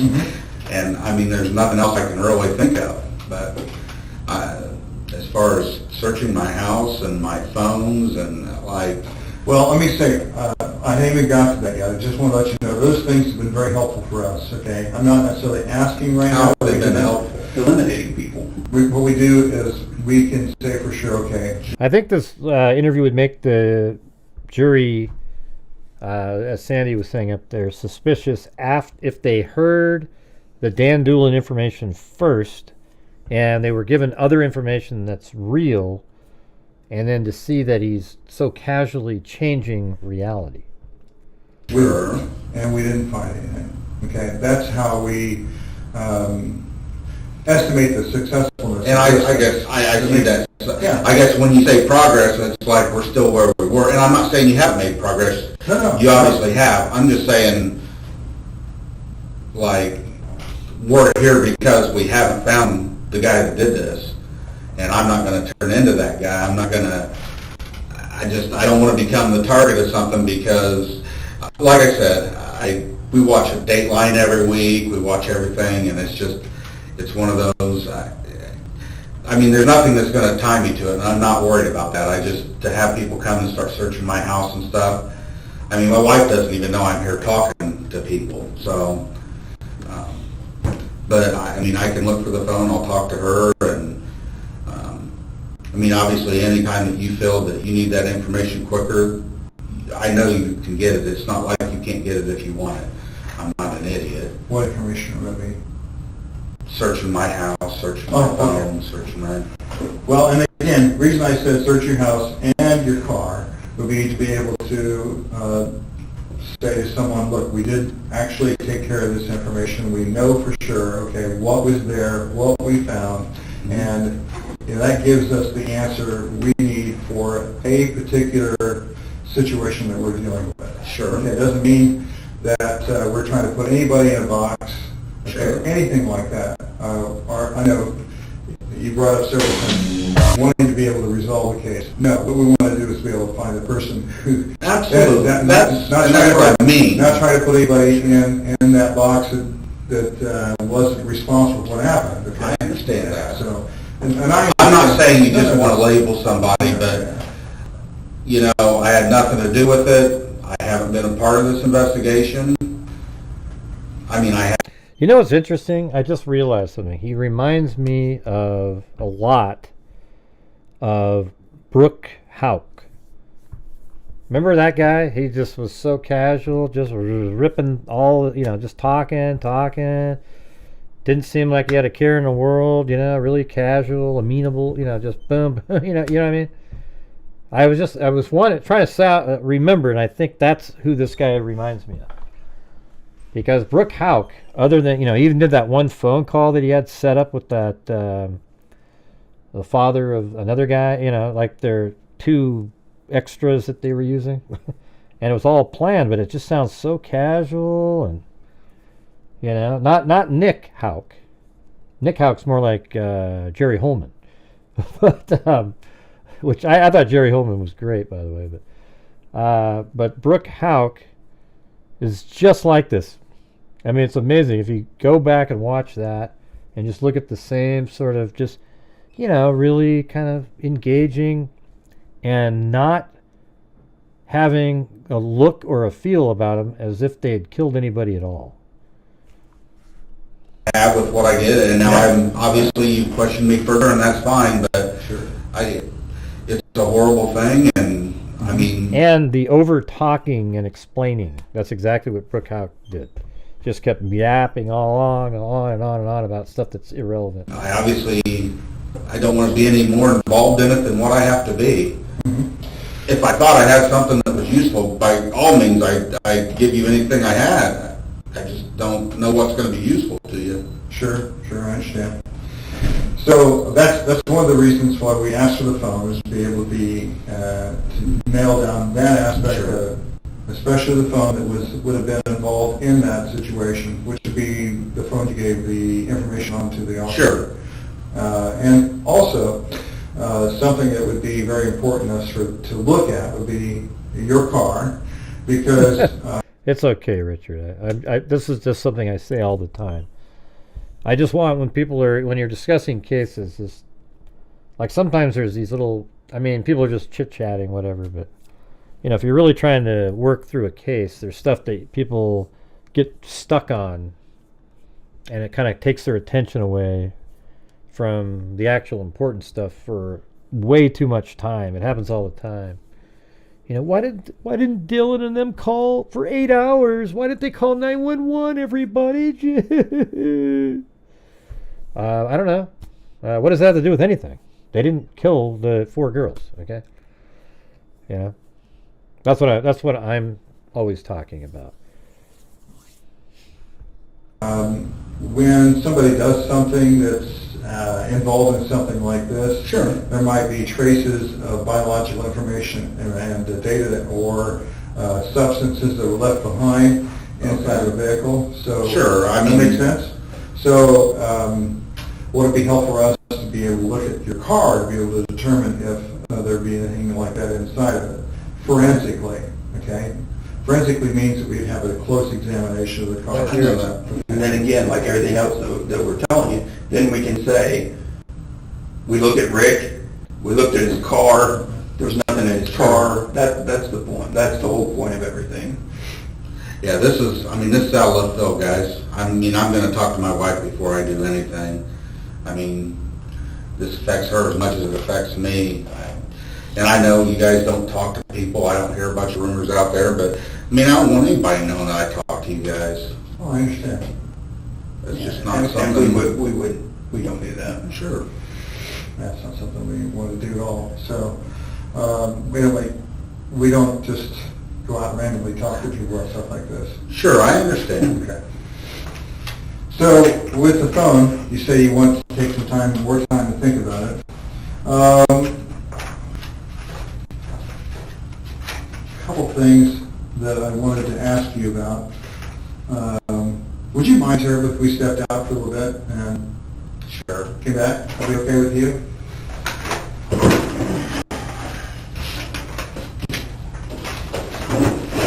I think we need just a few minutes right back. See, right now he knows. See that? He's like, that's this bigger. They got me on something.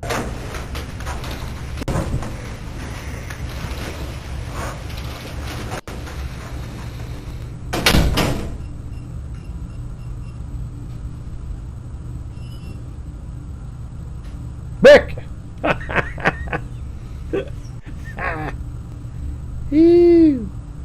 Alright, you guys, one last time. We're almost at a good number tonight. If anybody can help support the channel, that's great. If you can't, that's great too. Just hit that like button.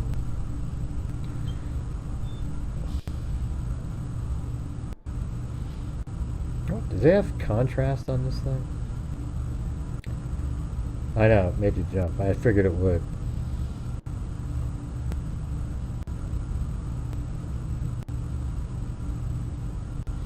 Let's see, hold on. Monochrome normal contrast. Is that something? Hold on. Ah, interesting. I can even see his face better on that. That one has skin color there.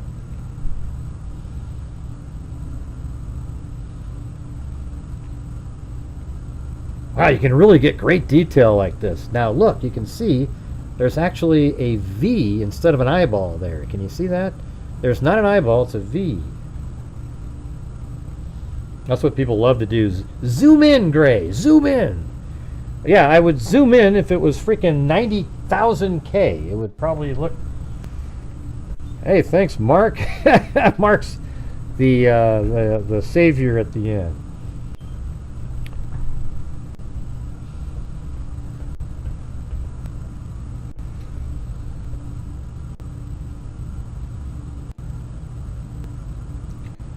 His beard is just a huge ass chin. Yeah, let's see if we zoom in.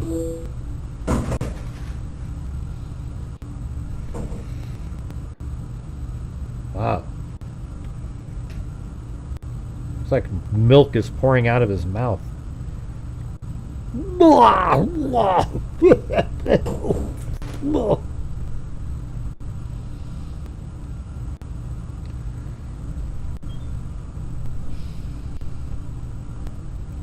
I'm going to move it forward to when they come back. Here we go.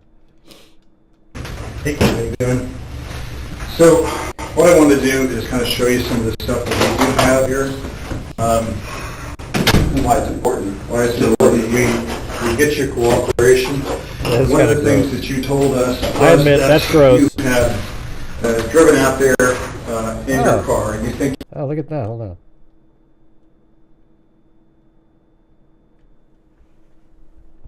Wow, that's actually, I think that's one of the crime scene, one of the ones from the camera that was released. It looks a hell of a lot better than the one that that guy was showing. I can see it right there. Hold on. We're going to do the same thing here. Just a second. Copy.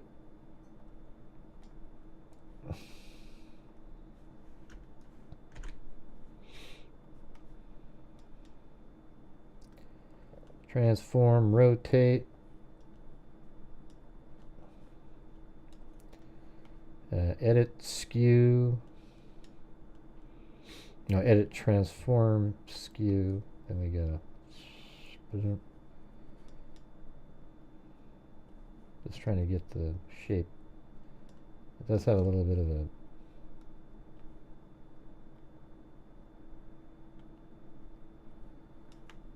Yeah, that's probably good enough. I'm just going to make it big now.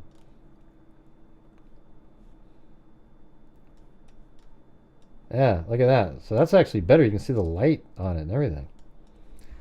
And then I think they're saying that's a black, a Ford. What year was it? 2015?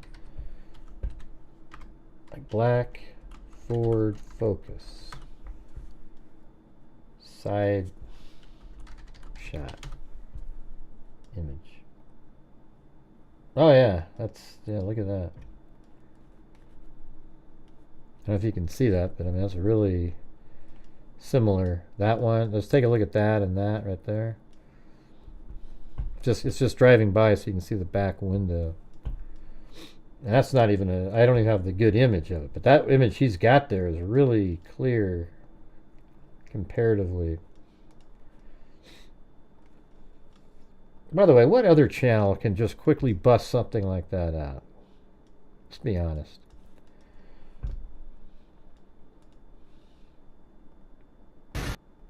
Driven out there in your car, and you think he's driven out there in your car. We have a picture of your car that shows it was going out to the trails that day, okay? And now, one of the important things for us... See, he looked at that and was like, that's not it. But notice how he just said, that's your car, you know. But look at Ricky's face. Watch this. Now, here's your car, you know. We know it's yours. You think he's driven out there in your car.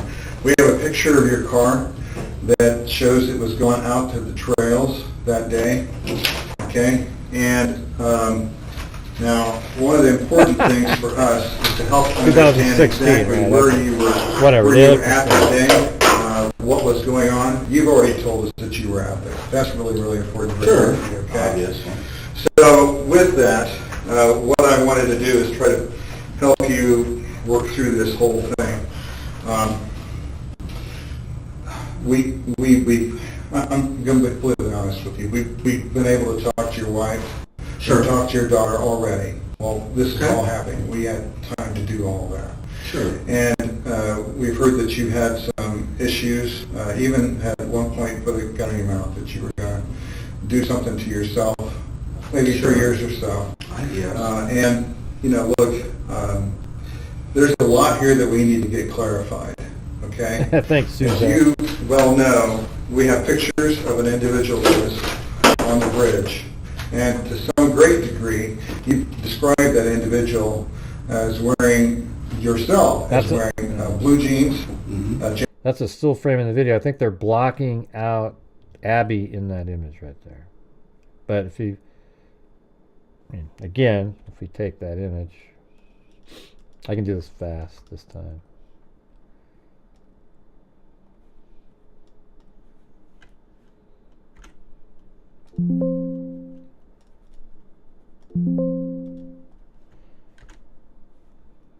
Edit, transform. So we've all seen the video by now. So there it is. Look at that. You can see it. Let me just do it really quick with the edit, transform, skew. Go like this.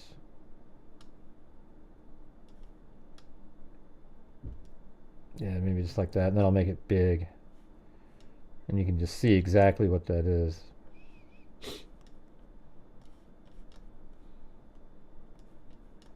See? And it looks like Abby might be, yeah, it's hard to see it really clear, but I mean, that's obviously the bridge, right? Right there. And it looks like he's there. Maybe that's Abby's coat there, actually.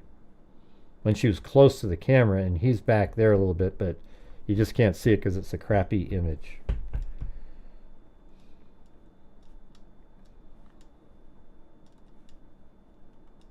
Jacket is of the same color as that. It described a hat. It's hard to see the shoes, but they're kind of brown. Okay? And this is a picture that was taken with the phone of one of the girls. Okay, I understand that. And the question needs to be, is that you? If it was taken with the girl's phone, that is absolutely, I mean, it's not me, but... Yeah, if that was taken with the girl's phone, it's not me. He does say, well, it's not me, but his first instinct was to say, if the girl took it, it's not me. There's a lot here that we need to get clarified. Hold on, let me go back. Herself is wearing blue jeans, a jacket. It's of the same color as that.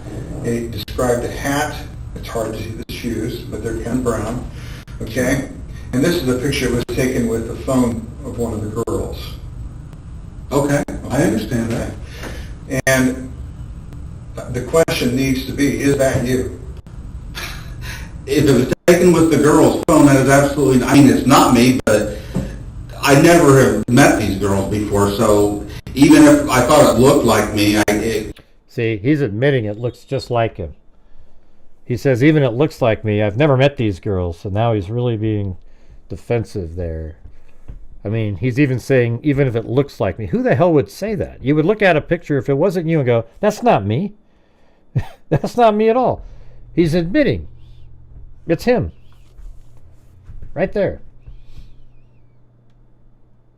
That you? if it was taken with the girl's phone, that is absolutely, I mean, it's not me, but I never have met these girls before. See, he is stumbling all over the place now.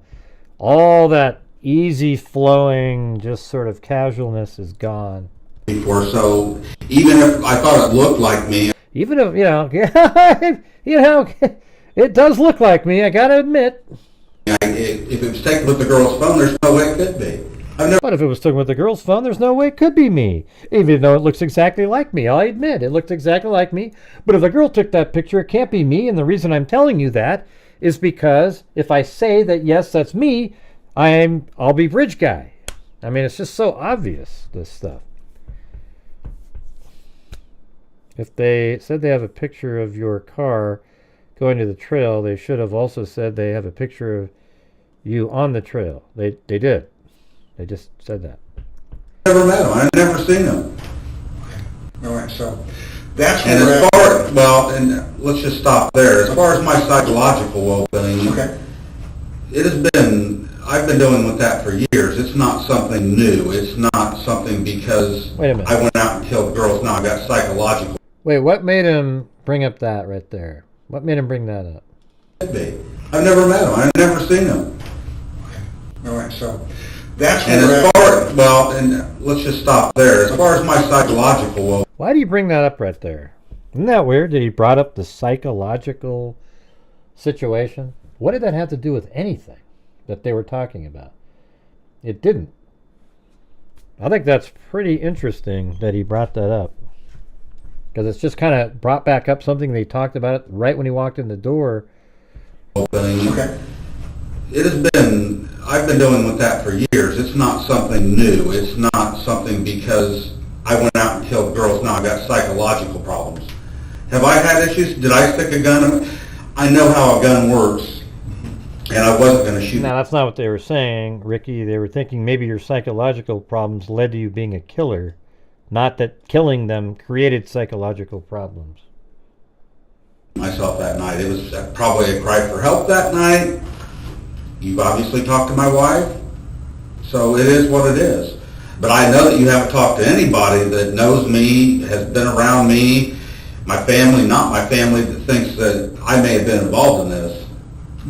What do you believe? But this image, this person right here, he's wearing like a Carhartt jacket, just like you just told us. Okay. He's wearing the same clothing that you just told us. We just need to know what happened. Why? Sure. I said I was wearing blue jeans. Now, I think blue jeans is a pretty common thing that people wear. Sure. And I said I was probably wearing a black or a blue coat. It could have been a Carhartt, a zip-up with a hoodie in it. I've had black ones. I've had a blue one, or a blue one and a black one. I guess... I mean, it does look like me, I admit. You're taking what I told you I was wearing and saying that that's me, and So the other kind of... And you're serious. You literally want me to... Like, that is a... You want me to say that that's my car? We looked at it matches everything. That's not... That is your car. Okay. Well, I'm saying that picture, it's like, okay, Yeah, no, that... There's zero doubt that that's you in the car. I don't even... Okay, that's We're fine. just showing you what we have and why we need to eliminate. I like that, what he was saying there, because it's true. No, it is your car. We just... What was that? Oh, yeah. That, you know what that technique reminded me of? Again, in the Houck interviews, the... what was the other one? Brooke and... hell, I had his name in my head a minute ago, but I can't remember. The other Houck brother, Nick. When the FBI guy was interviewing him, and he's like, listen, we know you did it. We just want to know why, we know that's your car. We just want to know, you know what I mean? It's the same kind of technique. Well, sure. That's the point. Sure. All right. Well, we're all done here. Well, here's what Unless you want to arrest me. That's Here's fine. what I want to say to you at this point. Look, we have a lot of information here that we need clarification. Sure. And that's exactly why we're talking to you at this time. Well, and that's So fine. what we want to do is be able to take a look at your cell phone, take a look at all the data, help us out. Yeah, that would be great. Or, you know, conversely, in this situation, we've already talked to your employer, and we already know that and we haven't told them what we know about this. We haven't said anything about that. But they say you're a nice guy. And I believe you're a nice guy. Oh, okay. Look, you know, I have no reason. Let me paint a picture for you. We went to your house. No, you got a job to do. And I get we that. went to your house. You sit down here and we went to your house this we're morning. having a conversation and... We went to your house this morning, and what we did was knock on the door. You let us inside. We had a nice conversation. And that's great. That's really positive. Of course it is. You came here to the center and drove down. Well, what they should have done early on is say, hey, when Dan Doolin interviewed Richard Allen, he should have had a picture. The technique should have been, hey, we just put out the picture of the bridge guy. We think he might be contacting us to get ahead of the story. So make sure to have a picture of the bridge guy with you so you can tell them that, yeah, this is you right here, right? And have them agree that it's them. And I bet you anything, if Dan Doolin had said at the time, because there's been so much stuff that has come out, if Dan Doolin at the time had merely said, yes, Richard, we know you were there. Here's the picture. We got this on a trail camera. And he would, because at that time, nobody knew it came off of Libby's phone. So he would have said, oh, yeah, that's me. Yep. And then he could have arrested him right there. And it would have been toast because he would have admitted that that was him. But instead, I guess I sort of agree with Mike saying there, too. Why not in this one just go, so here's a picture of you right here. But the problem with that now is everybody in the entire area knows that Libby took the photo and that person is a suspect. So that little tactic doesn't work anymore. You know, it doesn't work anymore. So I guess that's what the problem is. It's too late to try to use that. You rode in the car with us. Yeah. And we had a chance to sit down and talk. You're not a fellow who is, I think, a mean fellow. You know, you're not the kind of guy that would go out and do something. I just killed a couple girls, though. So a lot of what we're trying to get figured out here today, right now, is exactly what's going on here. Why is this information showing us one thing, but then you're telling us another? What is it showing you? What This information I'm going to say that is, just say that is my car. I told you I could have been driving that car. Yeah, that's right. I don't know what it is but this seems to have taken a turn, you know. You're sitting here and you're talking to me and you're asking me things and I get that. Most people, but now it's turning into... Most people have wanted to be eliminated from this. Well, sure. That's I don't want to be included to begin with. So until the point that you have something that tells you... Most people want to be eliminated. Yeah, well, I mean, just to be fair, does anybody really want, hey, we just want to eliminate you. So we're going to search your entire house, give me your cell phone, we're going to look through your car. That's pretty funny to say that sentence like that. That I did this and you want to subpoena or arrest me or something, I've got nothing to worry about. So I'm not real concerned here, but your attitudes towards me have definitely changed, and I don't like the fact that, you know, it feels more like I'm being interrogated, and so then you're going to tell me that you've already talked to my wife and my daughter and stuff. Like, how straightforward is that? You know?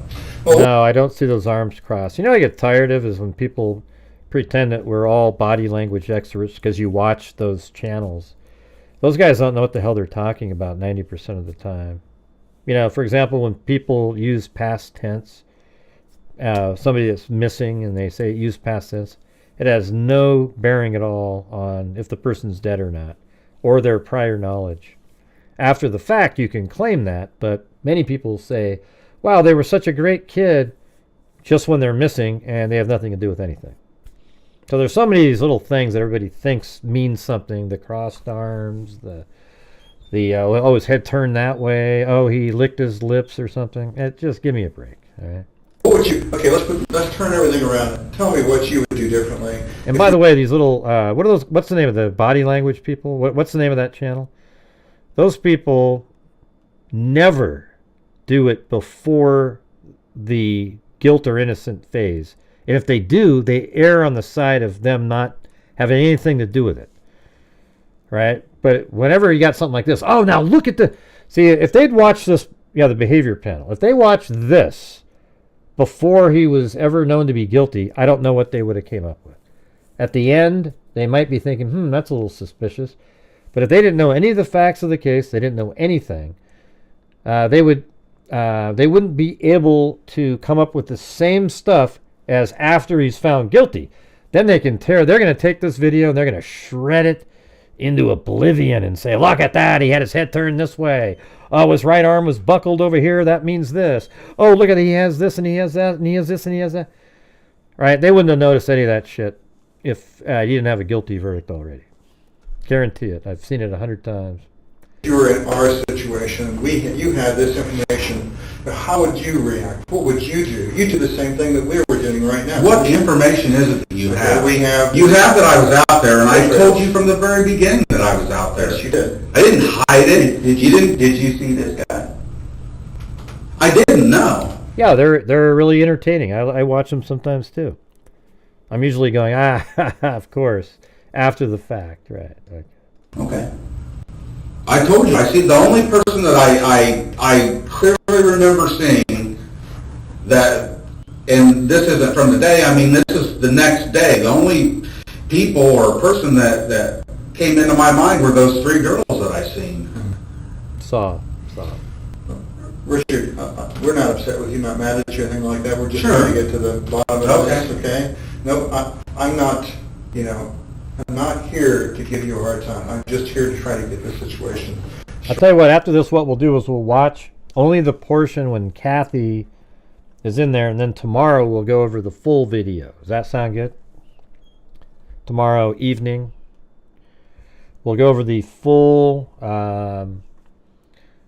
sort of like the entire Holman, but right after this, we'll just do the when Kathy Allen's in there portion. I think that'd be pretty interesting. Straightened out. And what we want to do is simply get to the truth. What would help us get to the truth is being able to look inside of some of the things you're talking about, okay? And I get that. Okay. And on the other side of things, And if you guys notice at the top of the screen, there's that little tiny goal right there. You see that? It's still at 0. It'd be nice to do that, just to have a decent night all around. Here. sure. And on the other side of things, if I thought I had something that was going to help you, that would, what do I have that's going to help you? Okay. Well, I have some questions we can go through here, if you don't mind. And I think we're done. We have some other questions here that we could go through here. And what I could do... Do you want to hear the questions? What does that hurt? And thanks, Mark, from DT Show. That's the show that I was on earlier, DT Show. Some of the questions that we can ask you are simply this. And I don't want you to feel like these questions all sound strange. Thank you. And it'd be very, even accusing in nature, but I want you to Thank you, understand Stephanie, I'm not as well. trying to offend you. I But get that. I get They it. help us out by getting to a little bit farther along in this matter. So, I don't know. Like I said, you went, you talked to my daughter and my wife. What do you want? This part just cut off for some reason. I don't know I why. can't tell you what happened. I can tell you that if that picture was, I mean, you can sit and take anybody and say, well, if they were wearing this and wearing that, that could be them. If that picture was taken from one of the girls' phones, Here's the it's problem not with me that. because I've never met I them. know, but listen, here's the problem with that. You know why you can put a lot of people... Why does he say he's never met him? Isn't that a weird... You said that twice now. Isn't that sort of a strange, thing to say? I never met him. I don't know. I don't think that's something I would say. I'd say, I don't know. It sort of seems less sure than saying, I never saw those girls when I was there that day. I went to the bridge, I went back, and I never saw them. Instead, it's like I've never met them. You know? I know, something interesting about that statement, too, for some reason. And say they're wearing blue jeans and a blue Hey, coat. thanks, but you know what the difference Leon, is? Littlejohn, and Suze. No, you said you were there. Well, sure I We did. have people that saw you. Okay. Ricky said you were out on the bridge yourself. There aren't that many people that saw me. I mean, I'm sure I didn't miss that many people. If they walked behind me, I guess. You said that you were out on the bridge, this bridge, yourself that day around the time when this happened. No, I didn't. You said you walked out onto the bridge. When we talked to you earlier, you said that you walked out to about the first platform or within that area down the bridge. Now he remembers. Yep. That's what you told us. So we know that you were on the bridge.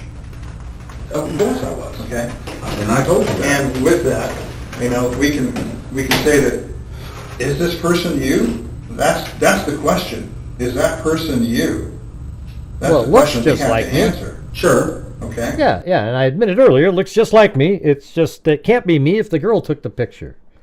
So if that person is you, we know this person followed the girls all the way to the other side of the bridge and then told them to go down the hill. Isn't it crazy, you guys? We've had the correct story for all the years of what the bridge guy was doing out there. Isn't that amazing? I mean, for all those years, like literally, you know, followed across the... I remember I came up with the flow of the crime theory on February 22nd, 2017, 8 days after the bodies were found. And guess what? It's never changed. It's exactly the same as it was on that day. And that's why when the video was put out there, I got contacted by the prosecutor and said, hey, man, we might hire you to make something like that if there's a trial. But then, you know, obviously that prosecutor retired, and then it never made it. Then it didn't even go to trial for 7 years later. You know, it should have gone to trial 6 months later, because they should have arrested the guy about 3 days later when he met Dan Doolin. But isn't that crazy, though? That same exact theory is still in effect, where he followed the girls across the bridge, had them go down the hill and then across the creek, and then they were killed on the other side. And that was something that nobody had a clue of until we, sort of put it together based on some, the forked tree was the key. Let's see. Why do you have a jail thing in there?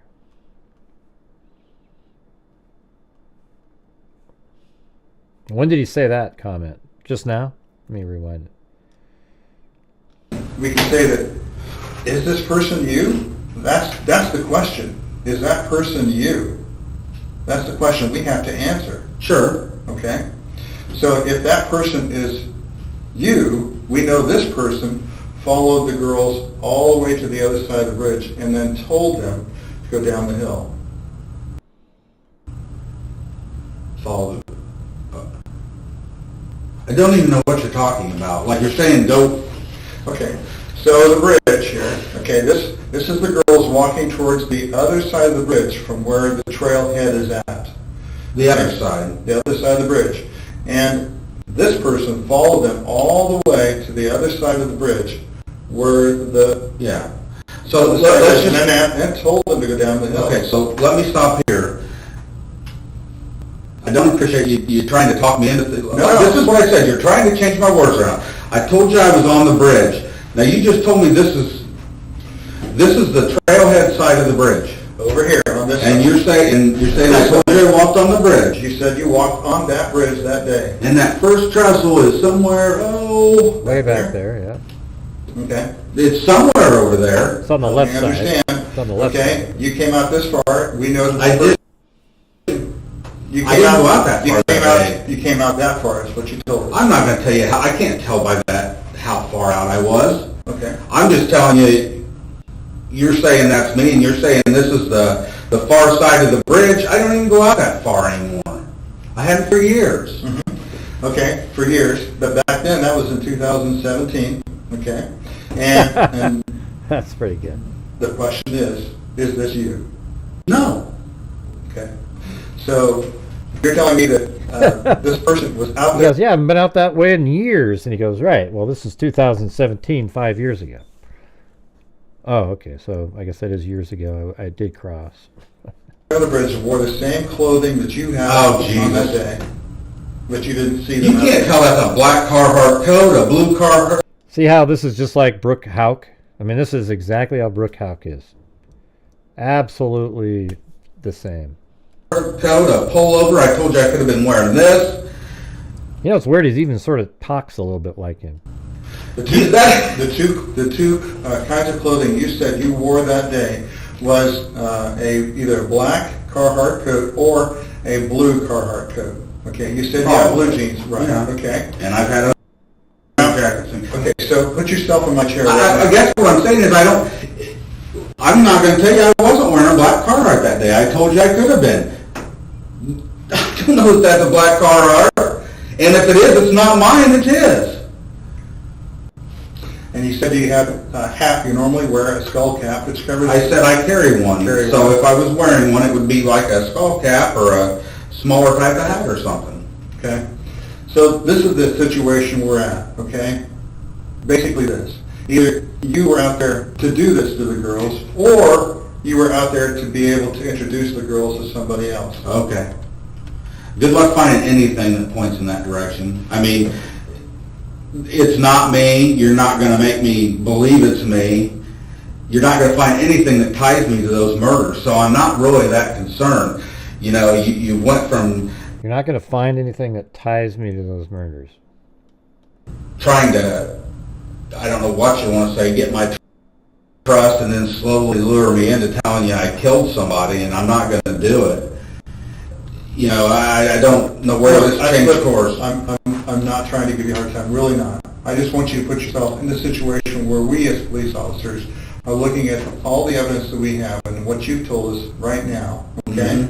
Okay, not trying to give you a hard time, just want to make sure that we get everything taken care of here. That's why we wanted to look at the things that we wanted to look at. And that's not going to happen now. I mean, like I said, we're done here. So arrest me or take me home. I understand. So Arrest me or take me home. I'm done. these This is stupid. So that day, that's your phone.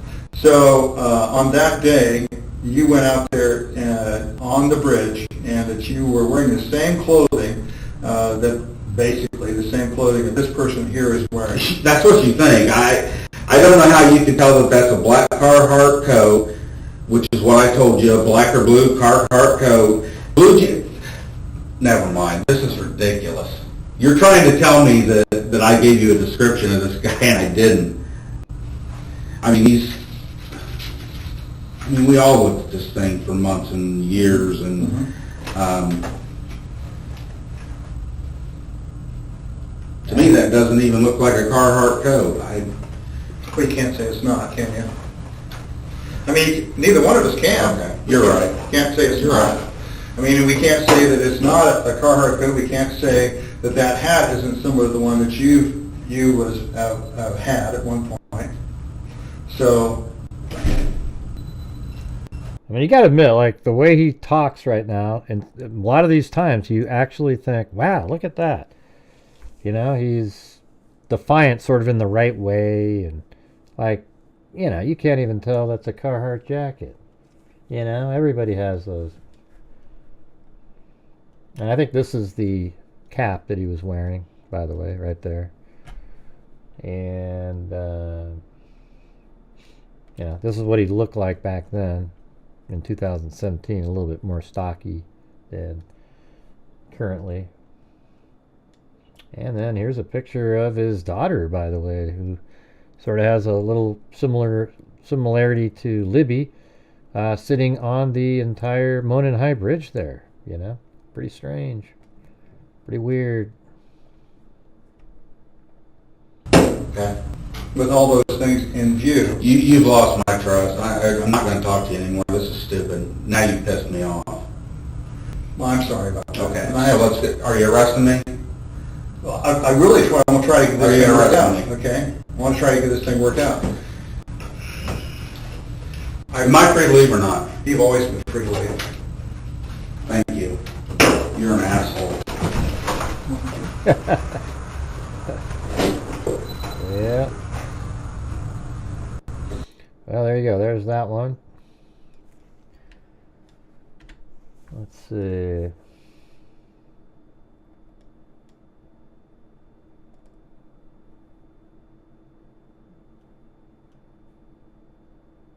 There's 26th.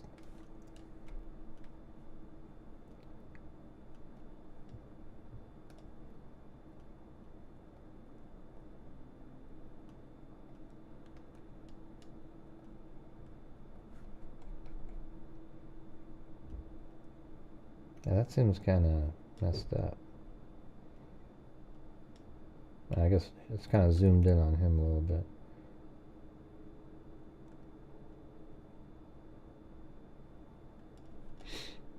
But let's just do the part where you have the wife comes in.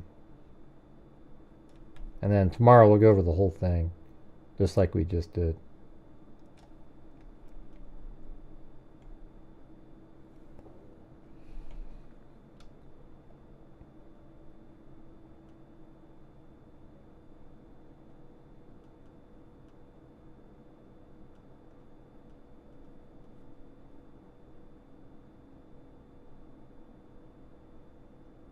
All right, here we go. This is 13 days later.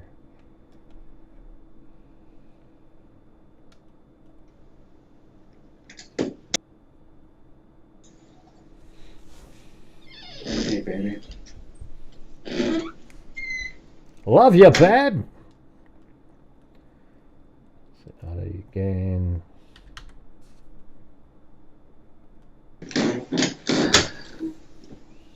Yeah.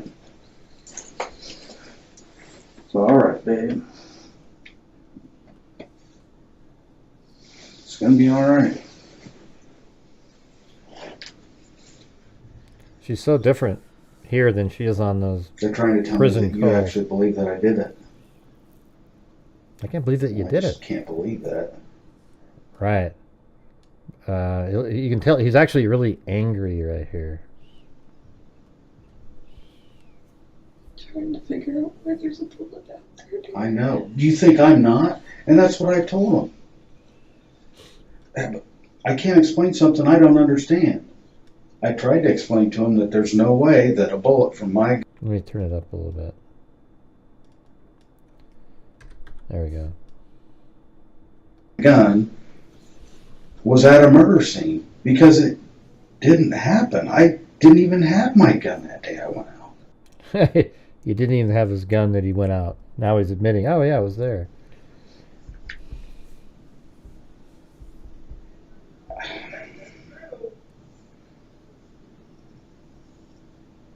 You know me.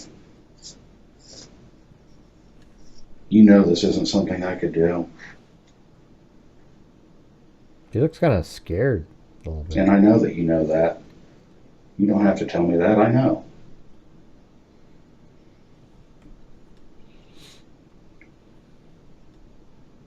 They really think I did this. And they want me to believe that I know you know I didn't do this. I guess that's what I'm saying. I don't know what they're trying to do here, but I'm not going to say something that's not true, and I can't explain something that I don't understand. The only way for me to explain it is that I don't know, because I'm saying it's not possible. There's no way that a bullet from my gun ended up at a murder scene. I didn't murder anybody. I didn't help somebody murder anybody. You know, I'm not going to sit here and try to convince you. I know you know me. I know you know that I didn't do this. Had anything to do with it. Like, talk about scheming or something. Yeah, I don't.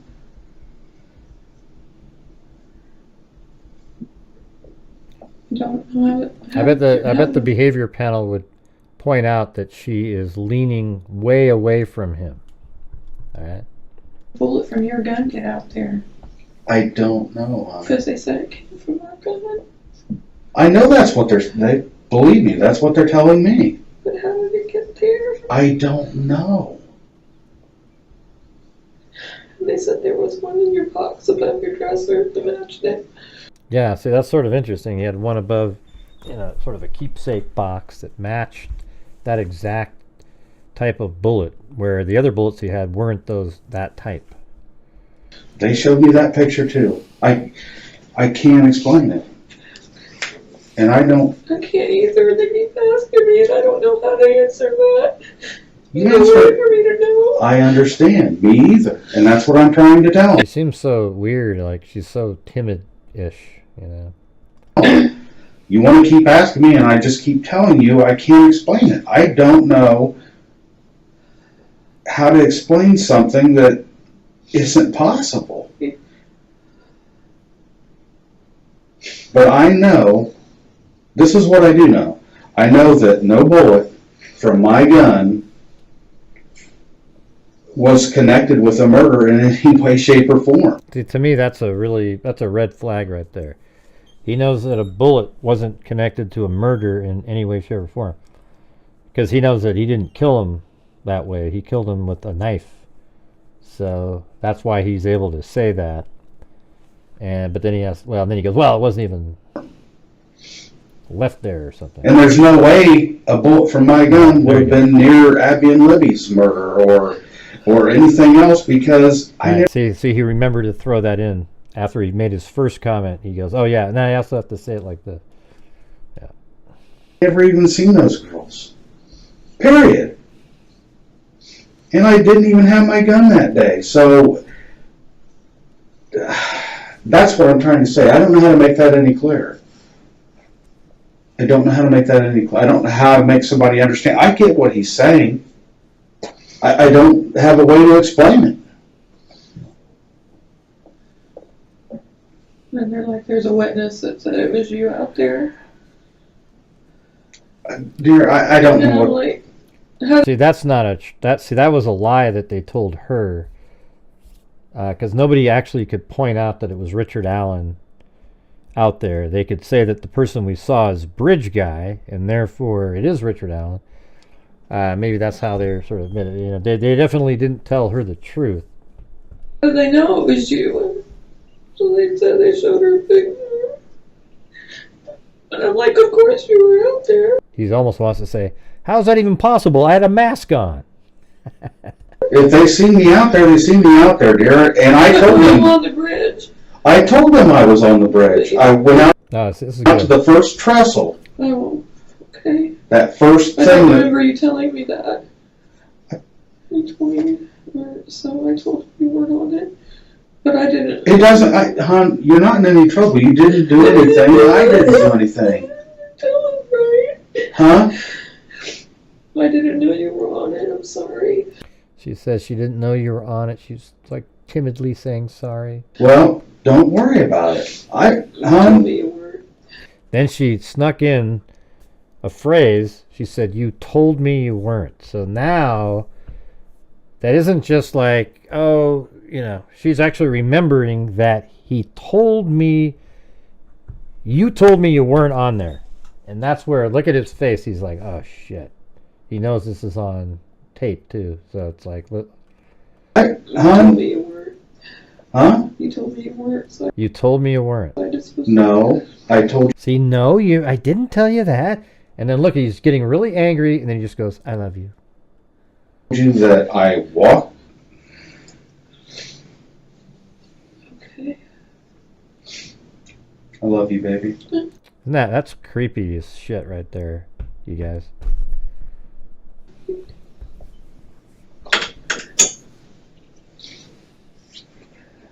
I love you, even though you told the truth and you should have lied right here on camera.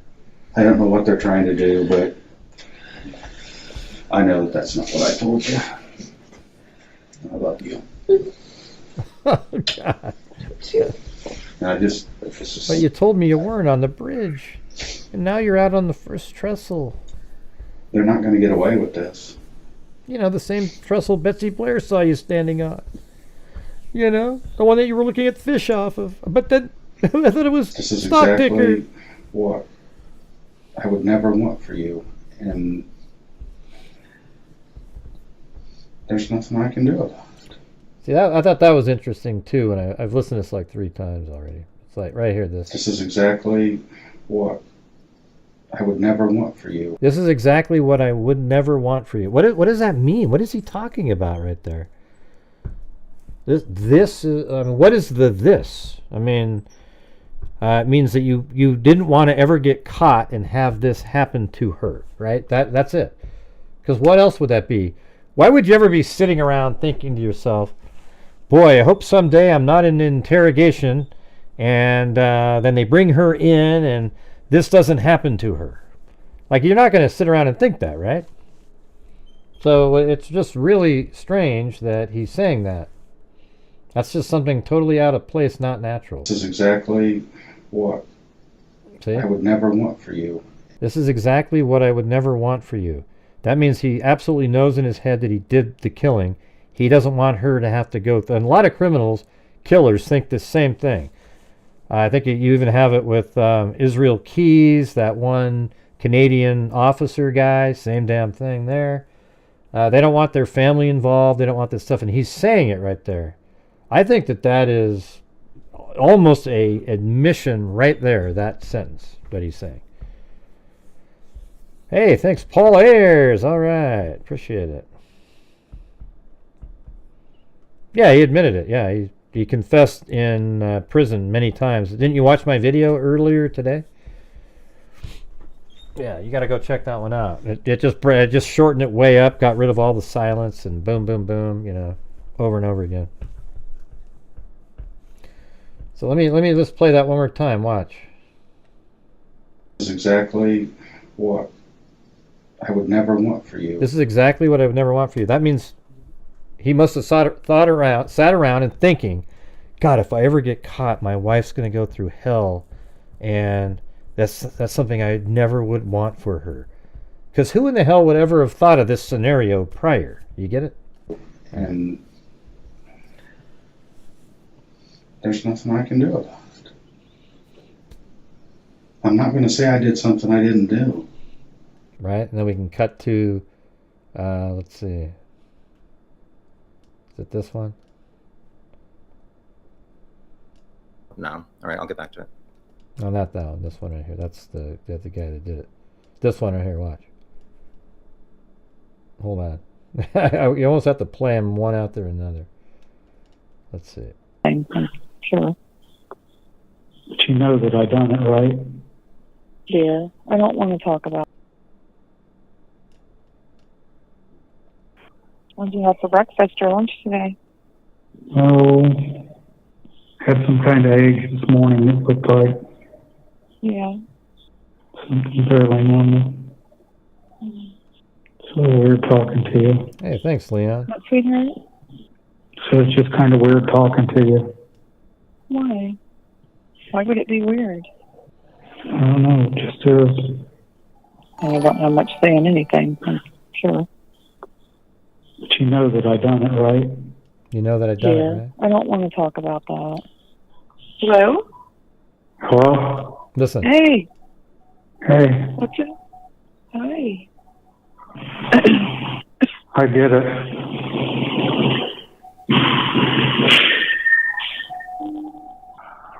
Captain, What? I did it. All right, and then we just play this again. Exactly what I would never want for you. And there's nothing I can do about it. I'm not going to say I did something I didn't do. Oh, well, you just said, so later you said that you did it, so you're saying that you would never say something you didn't do, but later when you admitted it 6 or 7 or 8, 10, 15, 20 times, now you're admitting it because you did do it. Yeah. I'm not. Yeah. And I know you know me, and I know you know Yeah, they have kids. that I would never do this. Like maybe one kid, my daughter, yeah.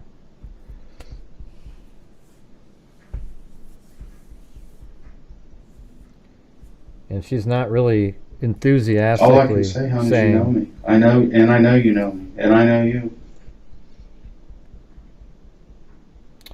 and that's another interesting thing. Here I was saying that, you know me and I know you. And then interestingly, in those calls, he said, you don't know me. And that's because he never let her see the monster that's inside him. He said that to her in the jailhouse calls. He says, you don't know me. You don't know me. And what they're doing to you right now, I'm not okay with this at all. And they know it, but they're going to do what they're going to do.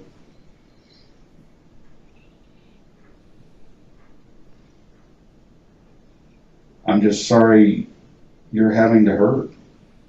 I'm sorry I'm having to go through it. I mean, how? It's like I told them, the damage is already done. You've already talked to people I work with. You've talked to neighbors of mine. And I care about what people think.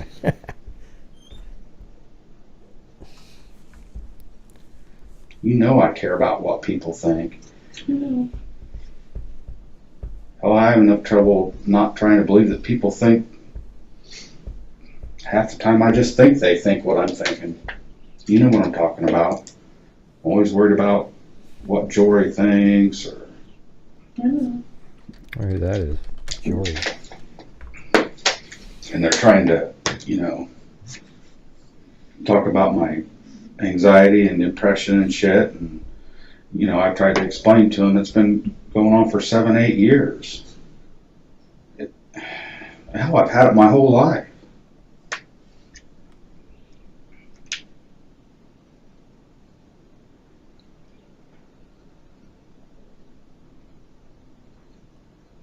They want me to tell them that I did it. And I'm not going to. I'm not going to admit to something that I didn't do. How stupid is that? I don't care what they do to me. I'm not going to admit to doing something I had nothing to do with.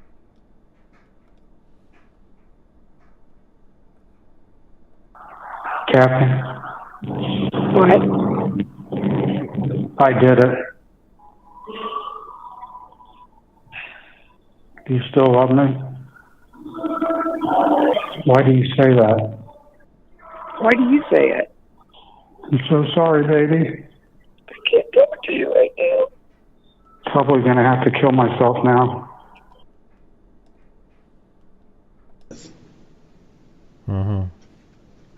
And I'm not going to try to explain something I can't explain, because I don't know. You tell me, because I don't know.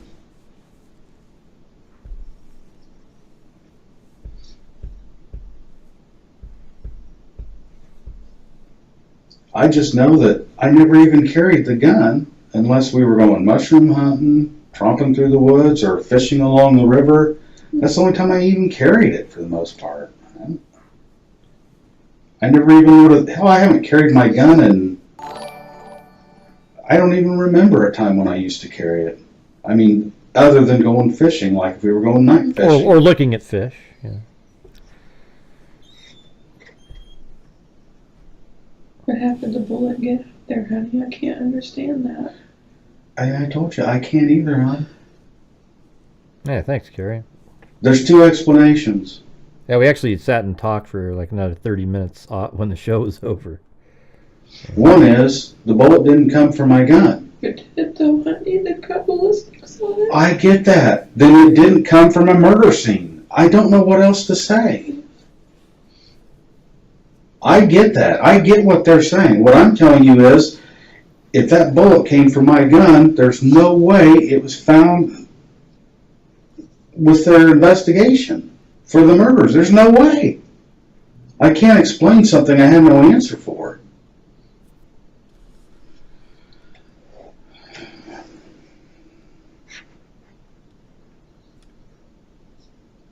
believe me yet? He looks over.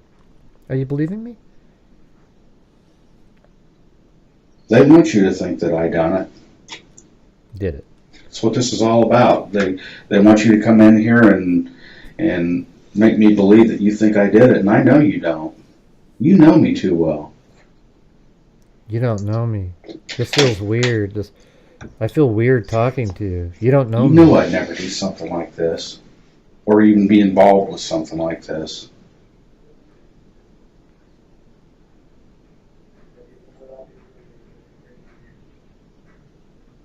So they're probably going to come and take you away from me and go at me again. So,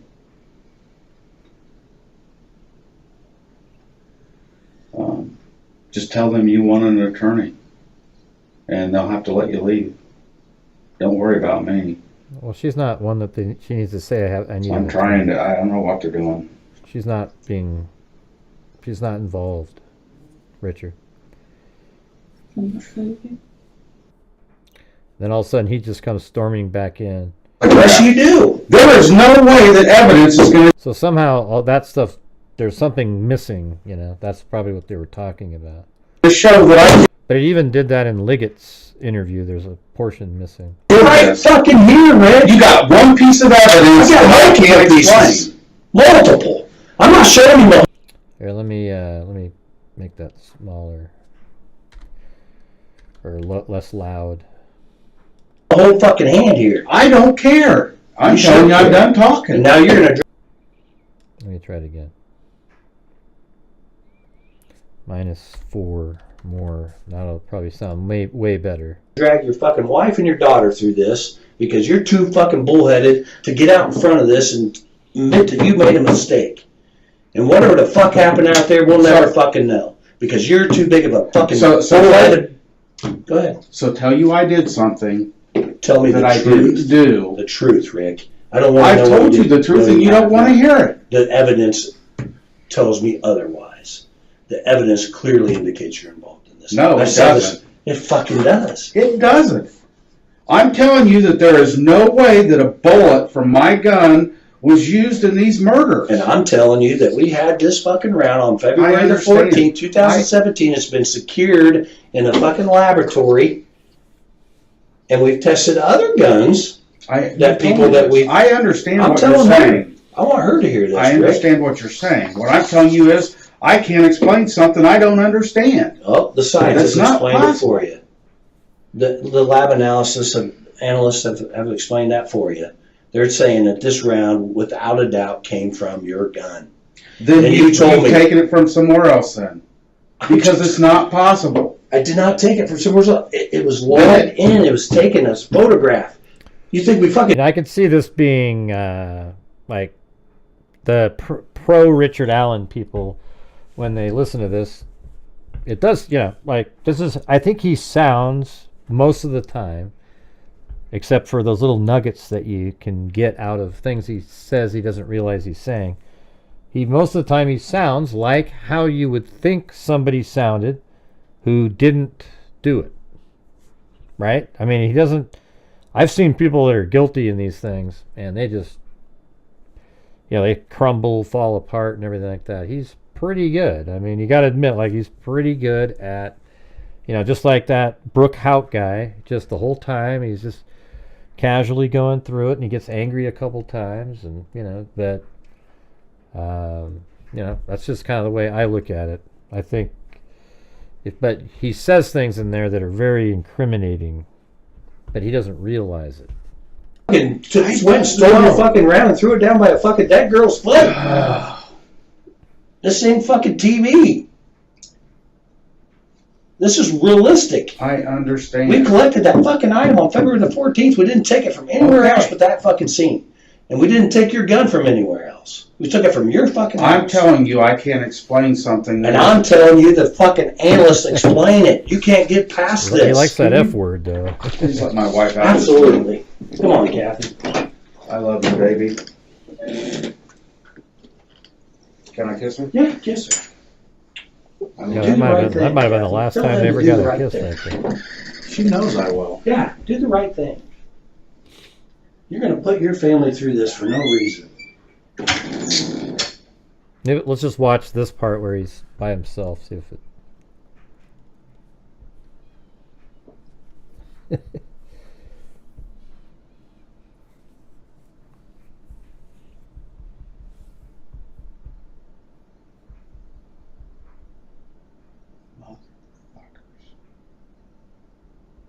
And he's looking right at the camera.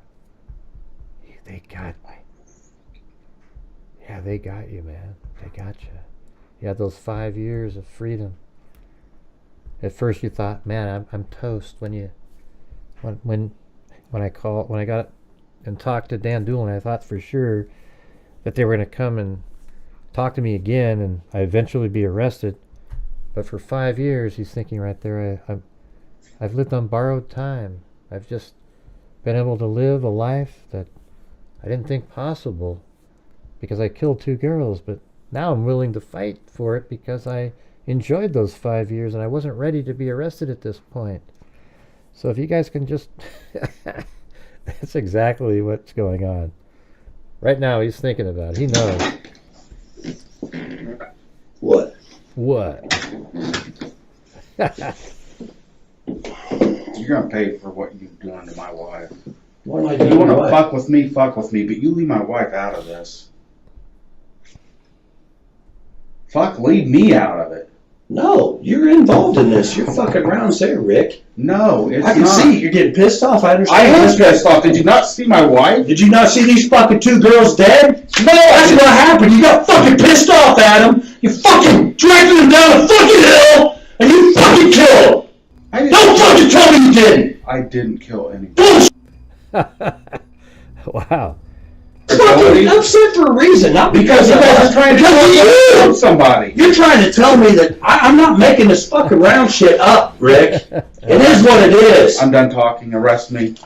That's funny because I've talked to Holman many times, like I'd say 5, 6, 7, 8 times over the years on the phone. There's a couple times where he's sort of upset about various things that are, being said out in the community.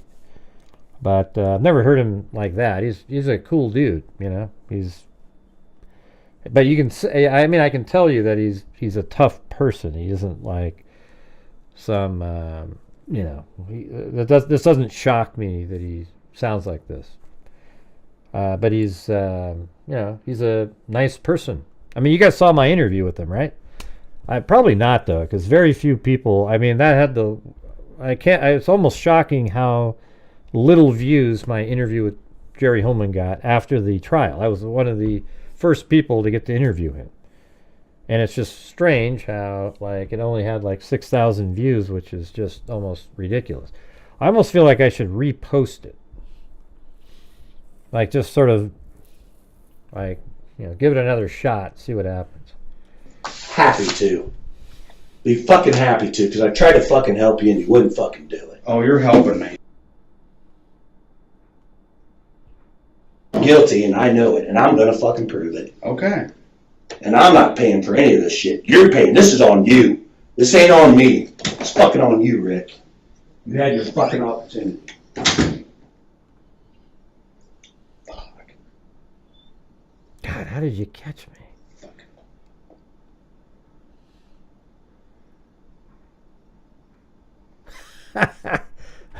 I think that's the one right there. That you almost have to looking right at the camera. Oh, look at that, huh? Da, da, da, da, da, da.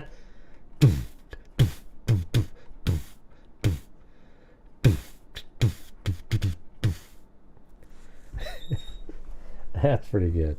Poor Ricky looking right into the camera. Oh, yeah. Well, no. Hey, yeah, let's see. If I go over to here, and then let's see. How do I do that? I'm not even sure how to do that.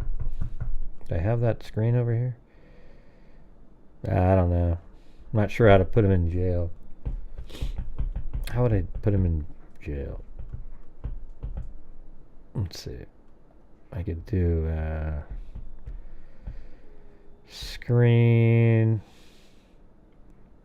display capture. Is it this one? Oh yeah, you have to pick. Yeah, one of these. Let's see. Not that one. Not that one. Is it this one? Ah, there it is.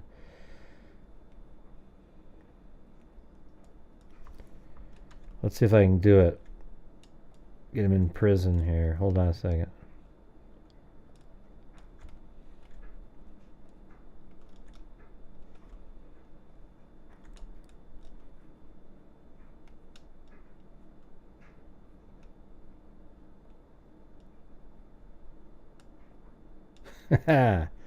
There he is. Nobody's bailing him out. Hey, you guys can buy him shitty things, though. Come on. Let's do it. What are you going to get him? Soap on a rope. Who the hell knows?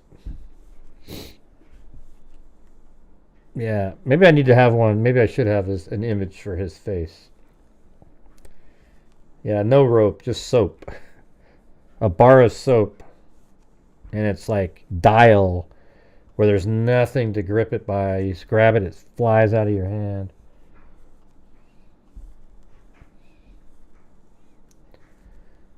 Yep, there he is. Poor Ricky. Poor Ricky. Man, there were some pretty interesting little nuggets in there. I wish I had written them down, but probably just have to listen to it again. No bail for you, Ricky.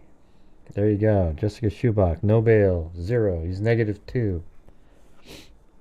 Even if he got rid of the gun, the purchase could be tracked.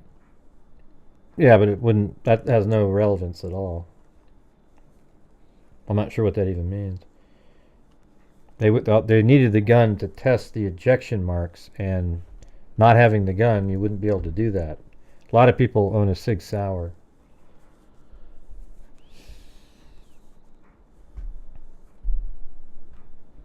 Yep, little Dickie in the hole. That's right. Anyway. All right. We could spend all day on this one.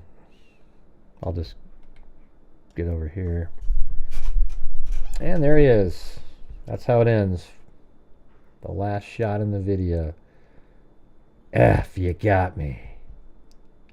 All right, you guys. I think that's going to do it. I'm going to be getting up early in the morning to do the Koberger hearing. All right. So make sure to be there for that. All right. I want to say thanks to, let's see, we've got Georgina Stoliker, 655, Michelle H, M10. We'll go over this whole Holman interview tomorrow, though. Okay. M10, Mark, Wiggles, 1776, new member, Jessica Schubach, Only Chevys, gifted membership, Ultimate Ninja became a new member, then Mark, Dre, RDWWDR, GSUPM, did a cat eye, then Aaron Bremer has been a member for 34 months, M10, gifted 5, very cool, then Mark, then Suze F, Sassy T, then M10 did a cat eye. Very kind there, thank you. Bucolic Buffalo, I'm a DNA Detective, gifted 1, Suze F, gifted a membership, then Rainy Joe, gifted 5, thank you very much. Then I did 5, gifted 5, then Mark, then Leon Littlejohn, gifted 1, then Suze F, then Paul Ayers, Neon Littlejohn gifted a membership. Carrie has been a member for a month. And then we have Jessica Schubach told little Ricky to stay in prison. Then we've got, let's see, we have Lisa Valenzuela, Jenny, Mark T, Lisa, and then, let's see, Stephanie, all with the coffees. So thank you. Let's see. All right. So, yeah, I mean, obviously there's a hell of a lot more people watching the Delphi interrogation than we're watching on my channel anyways, the Lori Daybell. So I gotta quickly try to render that. If it doesn't look like it's rendering, I don't know what to do. I'll try to upload it though. Okay. Yeah, it's been solved for a long time. S. Antonio. It was the verdict months ago. All right, thanks everybody. We will see you guys. But now we want to look at the evidence because nobody could see any of it. And I think it's just really interesting to see all the stuff we've heard about. And we're able to look at it now. And I ordered a whole bunch. Let me see really quick what I ordered, though. Let's try to... It's not there. Hold on. I know where it is.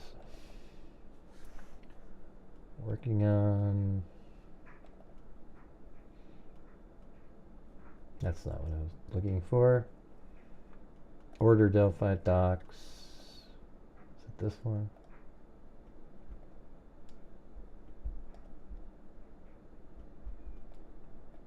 Might have been this one. Hold on. I'm just opening up a Word document. Yeah, I ordered the, I guess there's drone video, Snapchat photo of the girls in the car, one Snapchat photo of Abby crossing the bridge taken with Libby's camera, one Snapchat image. I want the originals of all the, from Libby's phone filming the length of the bridge. That's the black and white one. Then the digital diagram prepared by Paige showing the location where Libby and Abby's bodies were found, with topography and landmarks. Number 4, still frame of Hoosier Harvest Store video showing Betsy Blair's car driving. Still frame from Hoosier Harvest Store video showing Betsy Blair car driving westbound. These are all the times she's driving around. The 43-second audio clip enhanced by law enforcement. Copy of Betsy Blair's Fitbit data. Still frame from Hoosier Harvest Store video showing Kelsey German's car driving eastbound. Still frame from Hoosier Harvest Store showing Betsy Blair car driving at 218. You know, a whole bunch of all that stuff. And then diagram of crime scene, autopsy schematic for Abby, autopsy schematic for Libby, original image of Abby on the bridge with no timestamp. The, let's see, photo of Richard Allen's car at CVS, enhanced version of the Bridge Guy video, Hoosier Harvest Store video showing all vehicles. Yeah, that'd be cool. And then Hoosier Harvester video frame by frame from east to west. Lead sheets, Richard Allen lead sheet, Doolin's notes. I'd love to see that from his his February 18th interview with Richard Allen, which is 4 days after the murders and 3 days after the image was put in the paper. Doolin's narrative from his 2018 interview with Richard Allen. Top half of lead sheet from Kathy Shank showing additional information about Orion. Recording of the entire interview October 26th. So that's the one we were just looking at. Then the October 13th interview. Then we're going to do the all of Dr. Walla binder notes. Audio recordings of Richard Allen, Janice Allen, and Kathy Allen. So those are probably those same ones. And then audio recording dated June 11, 2023 between Richard Allen and Kathy Allen. There's a whole bunch of audio files. There's actually 10 or 11 audio files, not just the 5 that we just saw. So anyways, that's what I ordered. So hopefully they all get here. Wouldn't that be cool? Yeah, we'll see. Hopefully we get it. All right. Anyways, thanks everybody for being here tonight. Appreciate the support and hanging out and interesting conversations. And we'll see you guys tomorrow, all right? So thanks for being here. Make sure to be here for the Koberger hearing now, all right? See you guys tomorrow. And as I always say, until next time, be safe out there. And a 1 and a 2 and a 3 and a 4 and a 5. Yeah, I've been doing this true crime thing for quite a while now. Poor Ricky Allen. I have not I seen feel one bad for person Ricky Allen. Oh, shut up, Mary Lou. Crime Gosh, Gray, you're not very nice. That's what they say. That's what they say. Detector, gonna get ya on a stretcher if you try and play me like an old projector. Crime sector is my nectar. Professor Gray is gonna give another lecture. Crime collector, freak connector, and I'm always gonna be a pop protector. Fool deflector, interceptor, and I'm meaner than a spectre with a vector on his pector with no spectre. Just remember, I have a temple fucking check-cha. I have no agenda, I'll agenda. And I'll send it to you straight as a blender. And in the end, I'm gonna send ya on a mission to reveal the true offender. Good night, everybody. Right back to work. Gee. Man, I remember you used to say that all the time. Good night, everybody. Gee. Gosh, Gray, I was just trying to go old school. Okay, Mary Lou. Okay. All right. See you guys later. Be safe out there.